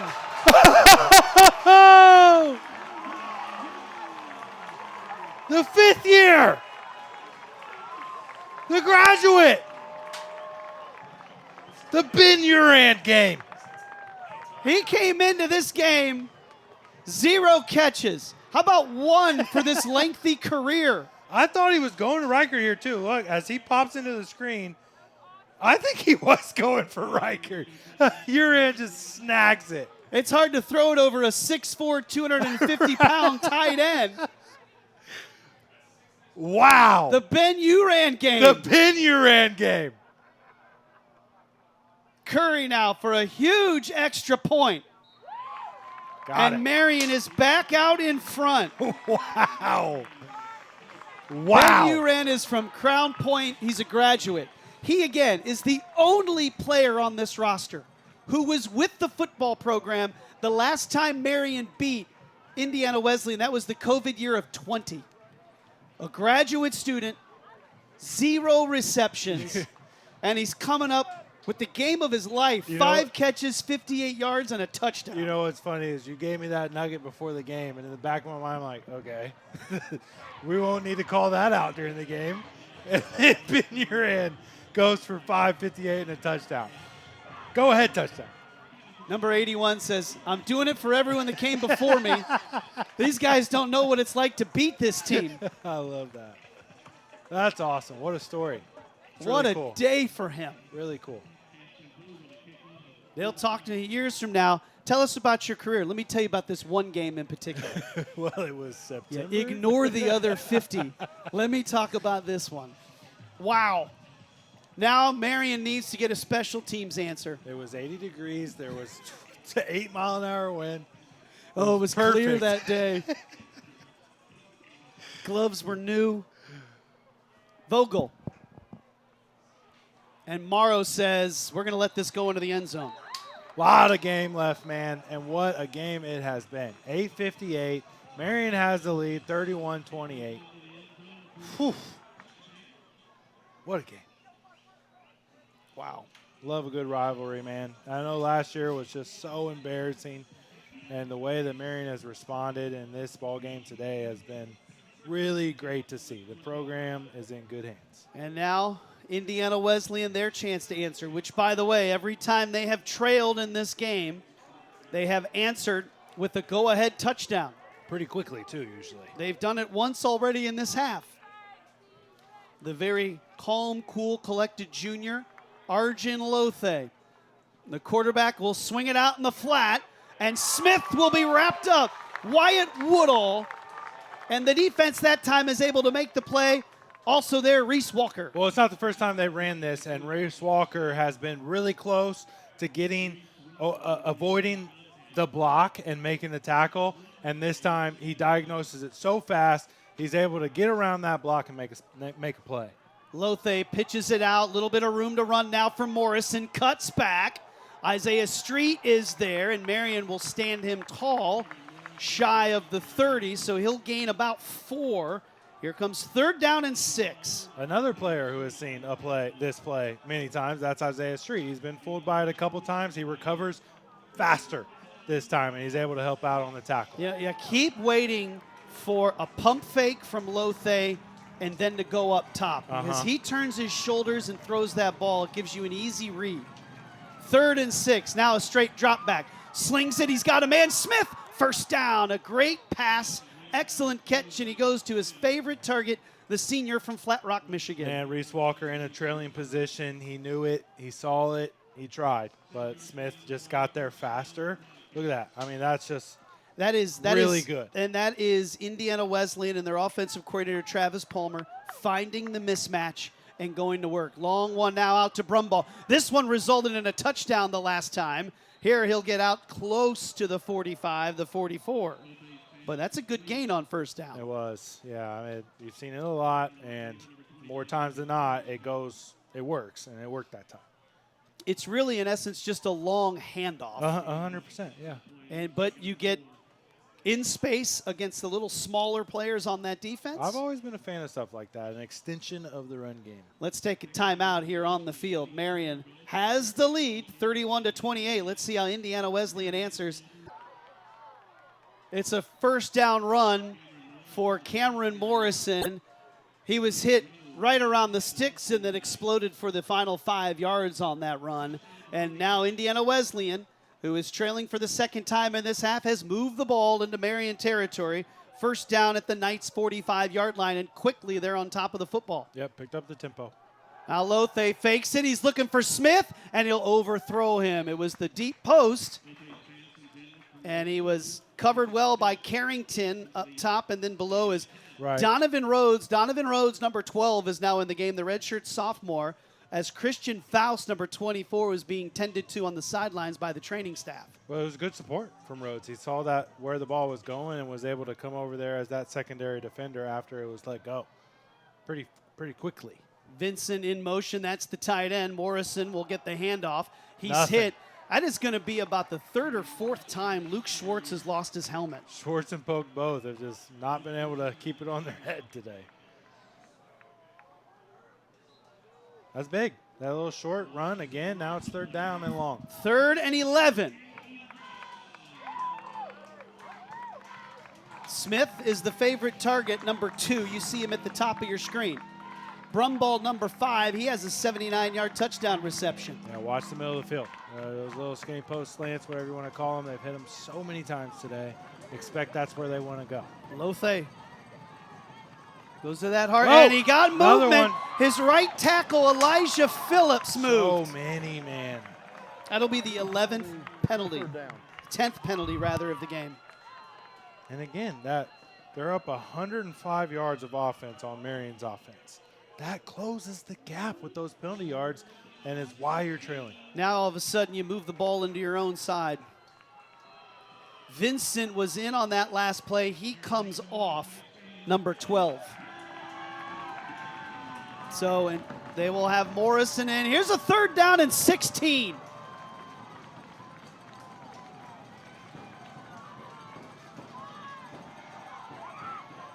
Street with the pressure. Downfield. Touchdown. Wildcats. I hate that so much. The furthest guy back was 8 yards from the line of scrimmage. It's 3rd and 16. Why is everyone pressed? You got one-on-one coverage, 2 guys on the outside. They're just going. First time all day, Marian was able to get to Lothe. Street, though, was a second too late. It wasn't the time to send pressure, though, Scott. It's 3rd and 16. They're going to launch it. It's not good. Brumbaugh, his second touchdown pass, 51 yards. And now Marian must answer with 5:45 to play. The furthest safety was 8 yards from the line of scrimmage. You got one-on-one across the board. What do you think they're going to do? That's too hard to defend. And he was 5 yards behind everybody. And Lothe, that first time he got some pressure, but he stood in there, threw it up, and number 5 ran right underneath it. That is the second time in this second half that Indiana Wesleyan has answered a go-ahead Marian touchdown with one of their own.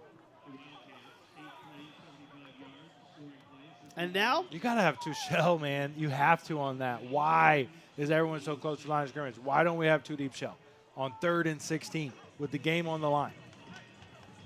Oh, man, that's tough. A big 3rd down hit for the visitors, and they're back out in front. A wild one here today. Now let's see what Tristan Polk can do. Chance for the senior and this Marian offense to take the lead and maybe even victory away from the Wildcats. Whew, that was tough to swallow, but another opportunity. 5:45 left. Got to have a touchdown. Clifton. Marian will bring it out of the end zone. They better get out to the 25 or so. Lower the shoulder just shy of the 25. And so Marian will need to go about 78 yards to retake the lead, and they've got 5:38 to do it. And they have 2 timeouts and the 2-minute warning. Obviously plenty of time. You can do normal offense. Doesn't need to be in a hurry. Doesn't need to do anything too fancy. Just got to make sure you stay on schedule, continue to get first downs, and get yourself all the way down there. Boy, another huge play by Indiana Wesleyan that just takes the air right out of this. And I think it's Marian's drives are physical. They're getting down the field. They're having to convert some third downs, and then it's the quick strike. Now, there is a flag that is down. Let's see if they're going to make him kick it again or not. It looks like Marian is going to make them kick it again. I mean, two stark differences in both of those last two touchdown plays for Indiana Wesleyan. One, they go the short pass behind the line of scrimmage, blocked up well, turns into a long run. And then this one is Marian trying to prevent that. Everyone close to the line of scrimmage, pressed up, and they just send them. Four verts, house. It's the first time that Indiana Wesleyan has gone over the top. Yep. It's the first time, and They load on the sleeve. We've been waiting for it. Right. Schultz and Price are back. He basically said, he challenged them, you won't. And then they did. Yep. They were waiting all day, and they said, if we see it, we're going to go, and they took advantage of it. Yep. Price and Schultz are the return men. They have switched sides. They're trying to get this into the hands of Price.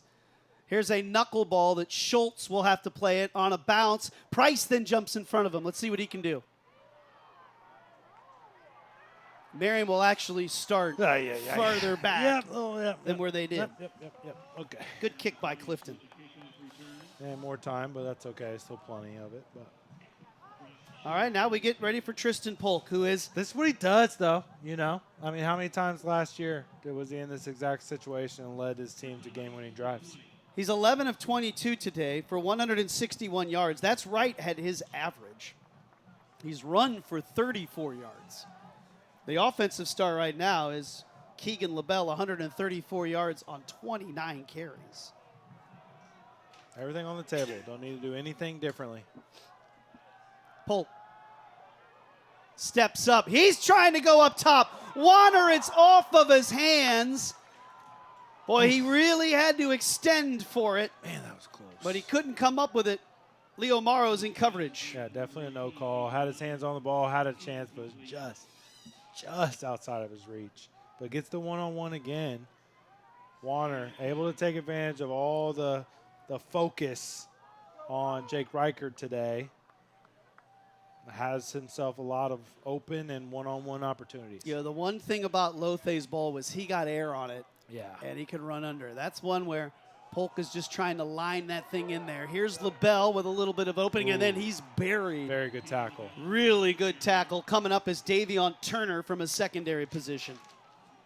It looked like Belle was looking for a little bit more. Here's a huge third down right now as the clock approaches 5 minutes. And that's typically a one-on-one battle that Belle wins, but after 30 carries, a DB can have a better chance at bringing you down. This Indiana Wesleyan team has played in tight games all season long. This does not fear their defense. They come at Polk. Reichert running down the field. And Marian is back out in front. There he is. There's the Jake Reichert that we know. Wow. He's hurt. He ends up wide open and lumbers down the field. Oh, that looks bad, too. I mean, he's clearly hurt the whole time. Look at that. With pressure in his face, delivers it. He limped off earlier in the third quarter. No limping there until he hit the brakes. Unbelievable. 75 yards This game. for Jake Reichert. This game. Maybe it's a cramp. Oh, it might be. Maybe it's just a cramp. Good call. Wow. I really couldn't tell what happened at the point of attack there, too. I don't know. The defender, he didn't fall, did he? It looked like he just got behind him a little bit. But to have pressure in your face, like you're going to get hit.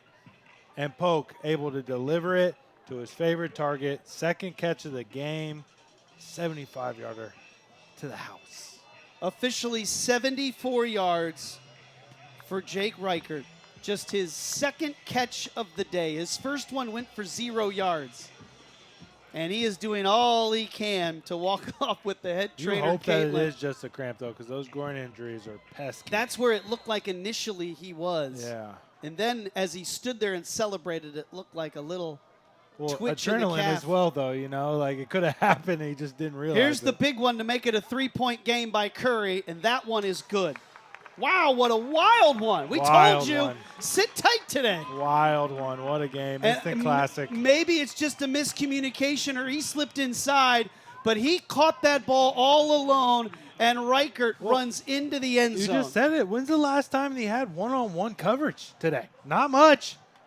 Polk finds him right when he needs to, man. And now it falls onto the two strengths of these teams, which, by the way, folks, there's still 4:42 left. There's a lot of time. The way this second half has gone, each team might still get the And ball 2 times. All 3 timeouts for Indiana Wesleyan. You would think Marian would want to take more time on that clock, but they were clearly trying to strike right away. The first one was a bomb to Wanner, and then the big one to Reichert. So they just wanted to get back in the lead. That's all they cared about. Morrow and Irwin are excellent returners. Let's see how far Vogel sent this last one into the end zone. So you have coming up Indiana Wesleyan, who is 12th in the country in total offense, going up against one of the best defenses in the country. And Vogel will find the end zone. So it will be the 25-yard line for Indiana Wesleyan. They started on the 25 last time, and it ended in the touchdown. 4:42 to play. How you doing, Zach? I'm entertained. And that's I'm entertained. that's what we wanted. And look, you take last year's game out of it. That was the blowout and embarrassing loss for Marian. Yes. The year before that, these teams played a wild one that came down to a 2-point conversion. Outlier, yeah. In Marian, like these teams have played really good, close, tight games, and we've got a 38-35 game for you right now. Lothe slings it wide open as Smith. 45 puts on the brakes, and he'll be right towards midfield. It just feels like it just really feels like Indiana Wesleyan's going to go down to score a touchdown here. Obviously, for Knights fans, you don't want that, but how is a guy that open this late in the game? Isaac Smith just finds his way to get open. That's what he does. How quick are those 21 yards? Yeah. Lothe checks the wristband. Sends Smith in motion. His safety valve is wide open, so he'll send it to him. Hurdles. Nice. You know, and he's that extra option. Hey, if you don't see anybody, send it to him. Right, yeah, 100%. That's his 10th catch of the day. Well, again, it's the stuff they do out of the backfield with motions and things like that. Like, he's lined up next to Lothe. Now he's motioning out. Now he's just standing wide open at the line of scrimmage. That's 14 yards. 2 35. plays, 30 or 42 yards he's just picked up. Lothe looking out this way. Vincent catches this one. That ball was on him in a hurry. And here they are marching down the field are the Wildcats. I really, really like this guy, Lothe. I mean, he just super accurate and decisive. You love that for your quarterback when he just makes up his mind so fast. Here's Morrison slipping through, falling forward. Marian defenders falling backwards at the 24, 25-yard line. Already in field goal range, right? Still plenty of time. Now you start playing the game. How much time do we want to give Marian? 3 minutes to go, down 3. Morrison wrapped up, and it'll bring up 3rd down. Still going at a quick pace. Now they'll take a little bit more time to think about this 3rd down. It's big. Big play, obviously.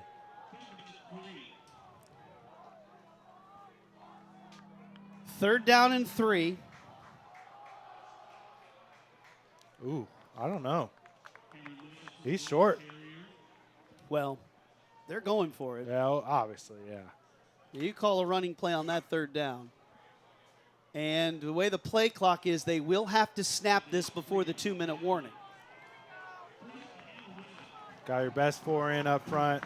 Defense line for Marian as Dixon comes on the field. Dixon, Pettiford, Ozzy. Oh, they got 5 in there. They got Schwartz and Street in there as well. I love it. Look. Bare front. And we're going to get a timeout That's a good timeout. with 2:16. You're staring down the barrel of a bare front. You got to take a timeout and talk about it. So we will take one as well. 2:16 to play. Is the game on the line? 4th and 1 facing Indiana Wesleyan. We'll find out on the ISC Sports Network. And they stick with it. All 5 defensive linemen in. And it will be a loaded, as big of an offense that Indiana Wesleyan can create. They're doing it right here. Morrison lowers the shoulder, falls forward for the first down. You got it. He's to the 19-yard line. Man. And that play will take us to the 2-minute warning. That was nails. Game on the line. 2-minute warning, Indiana Wesleyan. They're in the red zone, and they trail by 3. Marian has taken the lead in this second half on 3 different occasions. Indiana Wesleyan has answered the previous 2. Crunch time, baby. Lothe to Morrison. Ozzie Pollard wraps him up. So this is now where they play that, how much time we're going to give Marian game. Schwartz lost his helmet for the 5th time today. Manager, we need you. 3 chin straps, please. Let's get a screwdriver over here, some duct tape, maybe some WD-40. Let's get them cleaned up. This is going to hurt the beard, young man, but we need this thing to stay on your head. So the 280-pound tackle is off. Clock stopped at 1:54. Why did it stop? They were setting the play clock. Now they're going to wind it. Might have to be the helmet thing. You see Dion Pettiford, number 5, standing up. Clock will start on the snap. Yep, on the snap. Okay. Okay. 2nd down and 9. They are playing for the end zone. Unless it's a 4th and forever, Indiana Wesleyan is going until they find that end zone. Huge hole up the middle. Morrison scampers in. Touchdown, Wildcats. They got him. They got him. You even said that on that 4th down. Why would they want to line it up and go power instead of spreading it out? And then a couple plays later, they do exactly what you said. I mean, spread it out. Look at his eyes. That's a pass. And then he just hands it off, and there's no one there to bring him down. Morrison explodes for the 18-yard touchdown. I mean, this has been as impressive as a game from both of these teams that we've seen in a long time. Somebody's going to run out of time. That's who's going to lose this game. They just ran out of time. And the kick is good. That is the 3rd time in this second half Indiana Wesleyan has fallen behind and scored a touchdown to retake the lead. Marian has either only been up by 3 or trailing by 4 this entire second half, and now they have 1 minute and 49 seconds to work with. Boy, what a view of campus today. Last home game until homecoming. Next week, the Knights are in Livonia, Michigan to take on Madonna. 2 weeks from today, they will be under the lights at Taylor. But we need to determine who wins this matchup. Indiana Wesleyan looking for their 5th straight in this series. Marian looking for their first win since the COVID spring season of 20. Clifton will boot it away. Marian has been sending Price and Vaden back deep on kickoffs, but after a miscommunication among Charles, Vaden, and Price, it's been Schultz who is now going back there. And Brad Schultz, the redshirt sophomore from Fairland, Indiana, he is going back there as well. As an offense, you can't ask for much more than this. A little less than 2 minutes, 2 timeouts, down 4. And you know what? You don't need 3. You know you need the 4. Exactly. So it almost makes it, yeah. You're playing. You're not worried about getting in range for a kick. You're playing for the end zone. You play to win the game. Clifton sends it away. He sends it in the direction of Price at the 7. Need a big one here. Elijah Price out to the 40. Perfect. Perfect return. Perfect spot. Perfect opportunity here. Both of these teams have played so well. Now you got to – don't leave too much time if you do score, though. I mean, geez. 1:43 to go. 2 timeouts, down 4 points. I mean, that was a 9-play, 75-yard drive engineered Goodness. by the Wildcats. Oh, the numbers are insane right now. They We now almost have 1,000 yards of offense. They have Indiana Wesleyan has 568 yards of offense. If Marian is able to punch this one in, they'll have 477 yards of total offense. Tristan Polk, 12 of 24, 235 yards. The last time he touched the ball, he threw up a 75-yard touchdown reception to Jake Reichert, who is out there, number 7. Oh, good. Had to be helped off the field after that thing, and it looks like it might have just been a cramp. Needed electrolytes, that's all. And guess what? The 12th penalty of the game against Indiana Wesleyan. So let's start this at the 45-yard line. 12 penalties, 110 yards on the Wildcats. 1:43 to play for Polk. Time up top. Right away. Eccles, 20, batted away. Ball hung up a little bit. Too much. And Speck, who's had a really nice day today, comes from that nickel coverage and is able to bat it away. Yeah, we talked about separation and earlier in the game, and Eccles had it. And the ball just hung up forever, and it allowed Speck to come in and break it up. Look at that thing. I mean, Boy, he was there. He had it. I mean, he had it. He was going to be in bounds. Just a little bit too much on it. Nice play by Trey Speck, the junior. 2nd down and 10.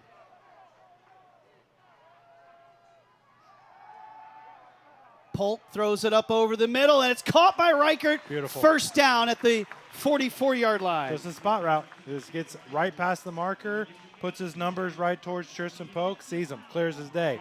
Bang, right there, 1st down. Under a minute and a half. Polk kind of running around, protect that football, number 8, and he'll just throw it up to the cheerleaders. Yep, good call. Get out of the pocket, throw it away.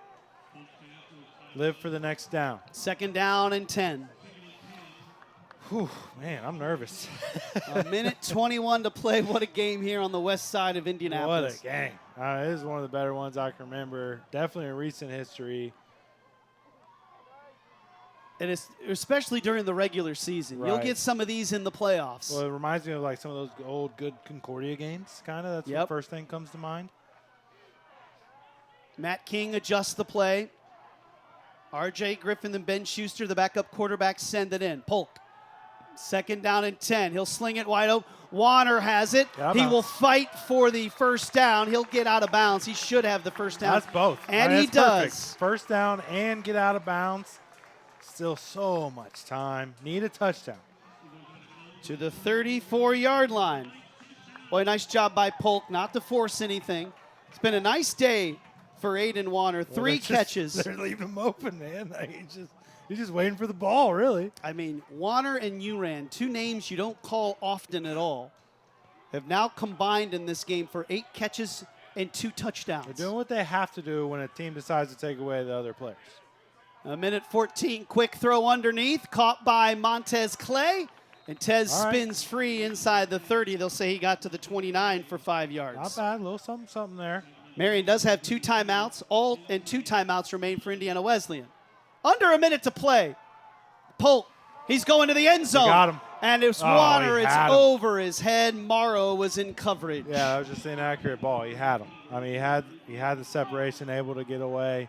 Couldn't put the ball where it needed to be. 3rd down and 5. Whew.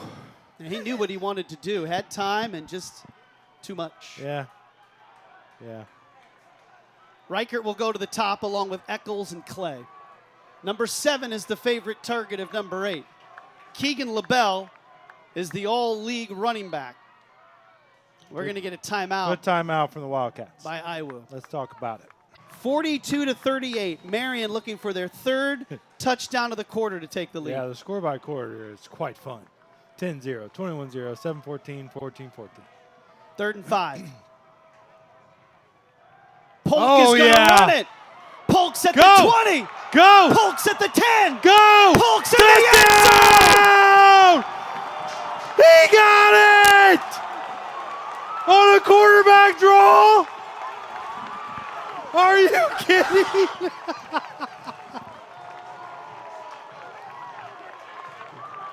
Holy smokes. 29 yards. He put the team on his back. Hit at the 8. Look at Finishes that in the end effort. zone. Oh, there's still so much time, Scotty. There's so much time. They got 45 seconds in the timeout. That's so long. A big kick now from Curry to make it a 3-point game.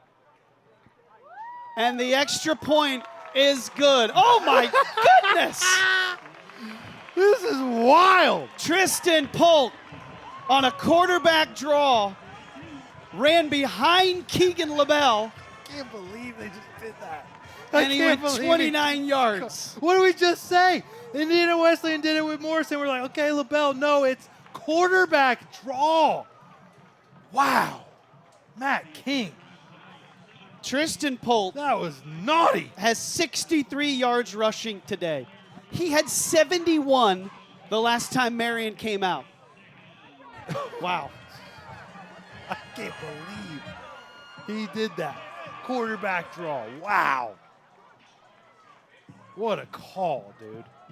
45 seconds. Vogel's last 2 kicks have gone into the end zone. Morrow is a good returner. He's the better of the two when you look at Grant Irwin. There's Vogel. Let's see if he can make it 3 for 3. But if you do let him run it out, it takes some time off the clock. But the Marian special teams has left a bit to be desired. It will be Morrow from the 4. He's explosive. Taking his time, navigates the sideline, and he'll be out there. Okay. 41 seconds. 1 timeout. Need 3. Whew. No sacks today, right? No sacks. Really would be a good time for one. 1 timeout for Indiana Wesleyan. Marian has their 2. And the reason, Marian, 18 sacks coming into this game, number 1 in the country. But Only 3 down linemen right now. Street, Dixon, and Pollard. Drop 8 in coverage. Prevent. You got 3 guys at the safety level. Jackson Scruggs is one of them, number 7. Prevent defense here. They only need a field goal to get some extra time. Lothe up high. Folke! He got it! Folke has it! Is he down or in? Touchdown! Yassine Folke ices it for Marian. Oh my goodness! And he read that and he jumped on it. Holy cow! He has had a heck of a game, one-on-one coverage. He gets the opportunity and he grabs it and takes it in. That is remarkable the way he is able to diagnose that and just launch himself at that football. The way he impacted, I thought he was down. And he just starts running and they call it a touchdown. That was insane. He says, come on. 51-42. Are the Knights back? I think the Knights are back. Curry to make it a 10-point game. Mason holds. The kick is good. Yassine Folke. Watch this. Jumps the route. Oh, how did he squats. stay up? That's one of the most athletic things I've seen this whole season. Oh, my goodness. And he got there, Scott, like right when the ball got there. Boy, what a feeling to glide into the end zone like that. What a feeling to be able to get that low to the ground without touching the Without oh, your- my goodness. To get that low without your quads exploding. Right. And you know what, Scott? They have ran the same plays, right? They've done it so many times. Those short hitters, those ones over the middle. You run stuff enough, and guys start to get to see it. And Folke saw it, and he went and took it. That was awesome. Awesome play. There he is. From Wow. Ben Davis High School. Wow. 52-42. Folke's a true Unbelievable. sophomore. And it looks like Andrew Rode, the head coach, will lose for just the 5th time in his IWU career and the first in his career against Marian. Oh, that's That a live ball. It did It go went back over. into the okay, end zone. My bad. My bad. Adrenaline's going. He didn't play a lot of special teams in his career, folks. Yeah, it's cool. I'm jacked up. Right Tristan Polk, 3rd and 5. Offensive coordinator Matt King dials up the quarterback run. We will talk with Ted Karras, the head coach of Marian, post-game. We'll ask him about that play. 34 seconds to play.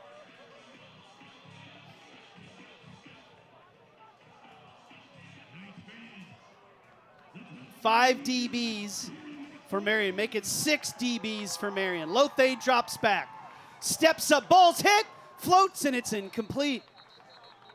Marian just trying to get after him with those 3 down linemen. Darian Dixon is one of them. This is just one of those games where Marian went and took it. And you just haven't seen that in a while, it feels like. Like, they just went and took this thing. It wasn't like they were necessarily heads and shoulders better than IWU. These are 2 very comparable teams, but Marian wanted it more. Marian has scored 5 second-half touchdowns, and Walker nearly seals the deal with the pick. They just wanted it more. Ben Uran, Aidan Wanner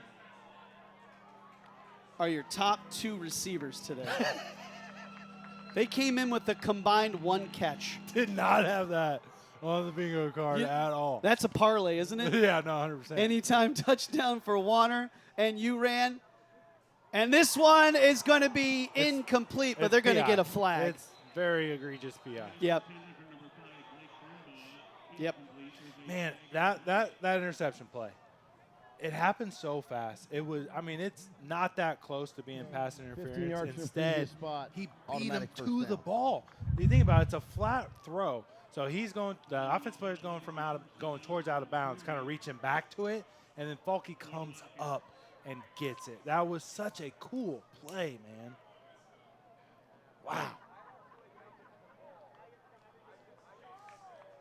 Automatic first down at the 40-yard line, 17 seconds away from ending the 4-game losing streak to IWU. And it will be a celebration on the west side of Indianapolis. Marian will improve to 3-1. Quick step, quick throw under the middle. Oh!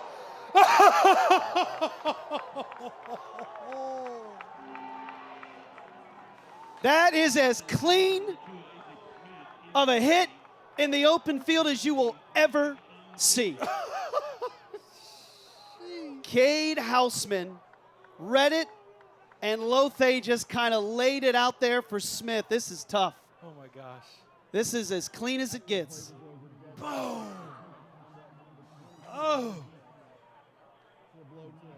And then Marian gets hit with an unsportsmanlike conduct afterwards. 15-yard, but Houseman absolutely cleaned his clock.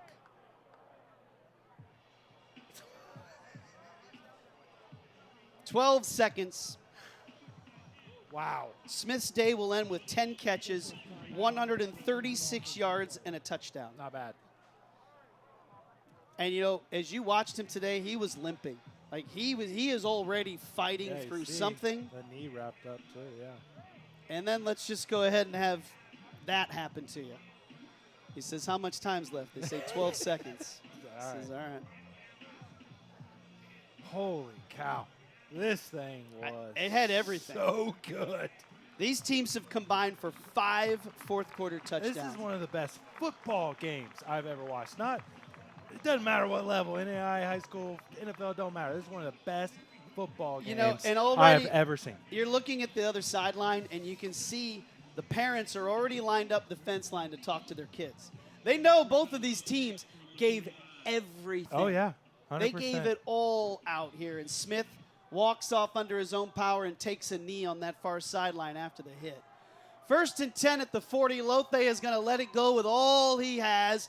Into the air, and it will be knocked down. Was it picked or knocked down? I couldn't tell, honestly. And it was intercepted.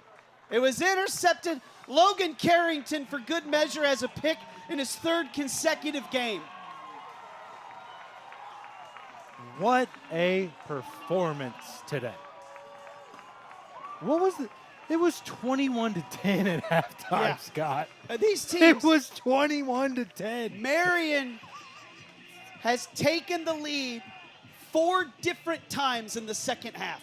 And the last of them is what will finish this one off. Unfortunately, you can't go victory here because you'll be in the end zone. Can't so take just a knee. Straight ahead run.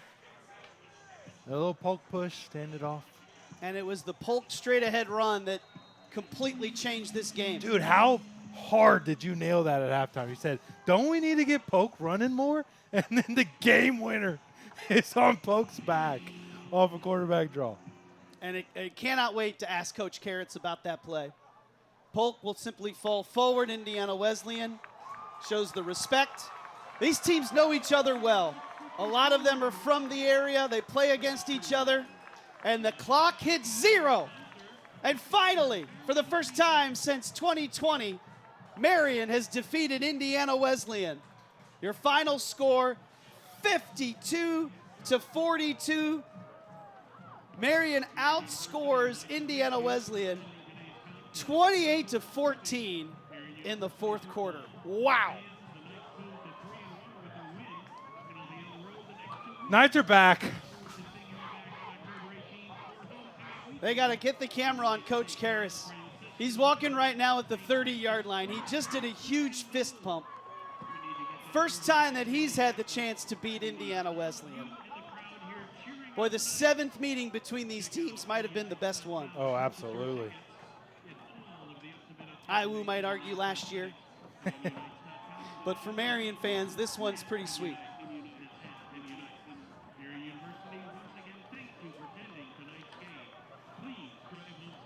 Wow.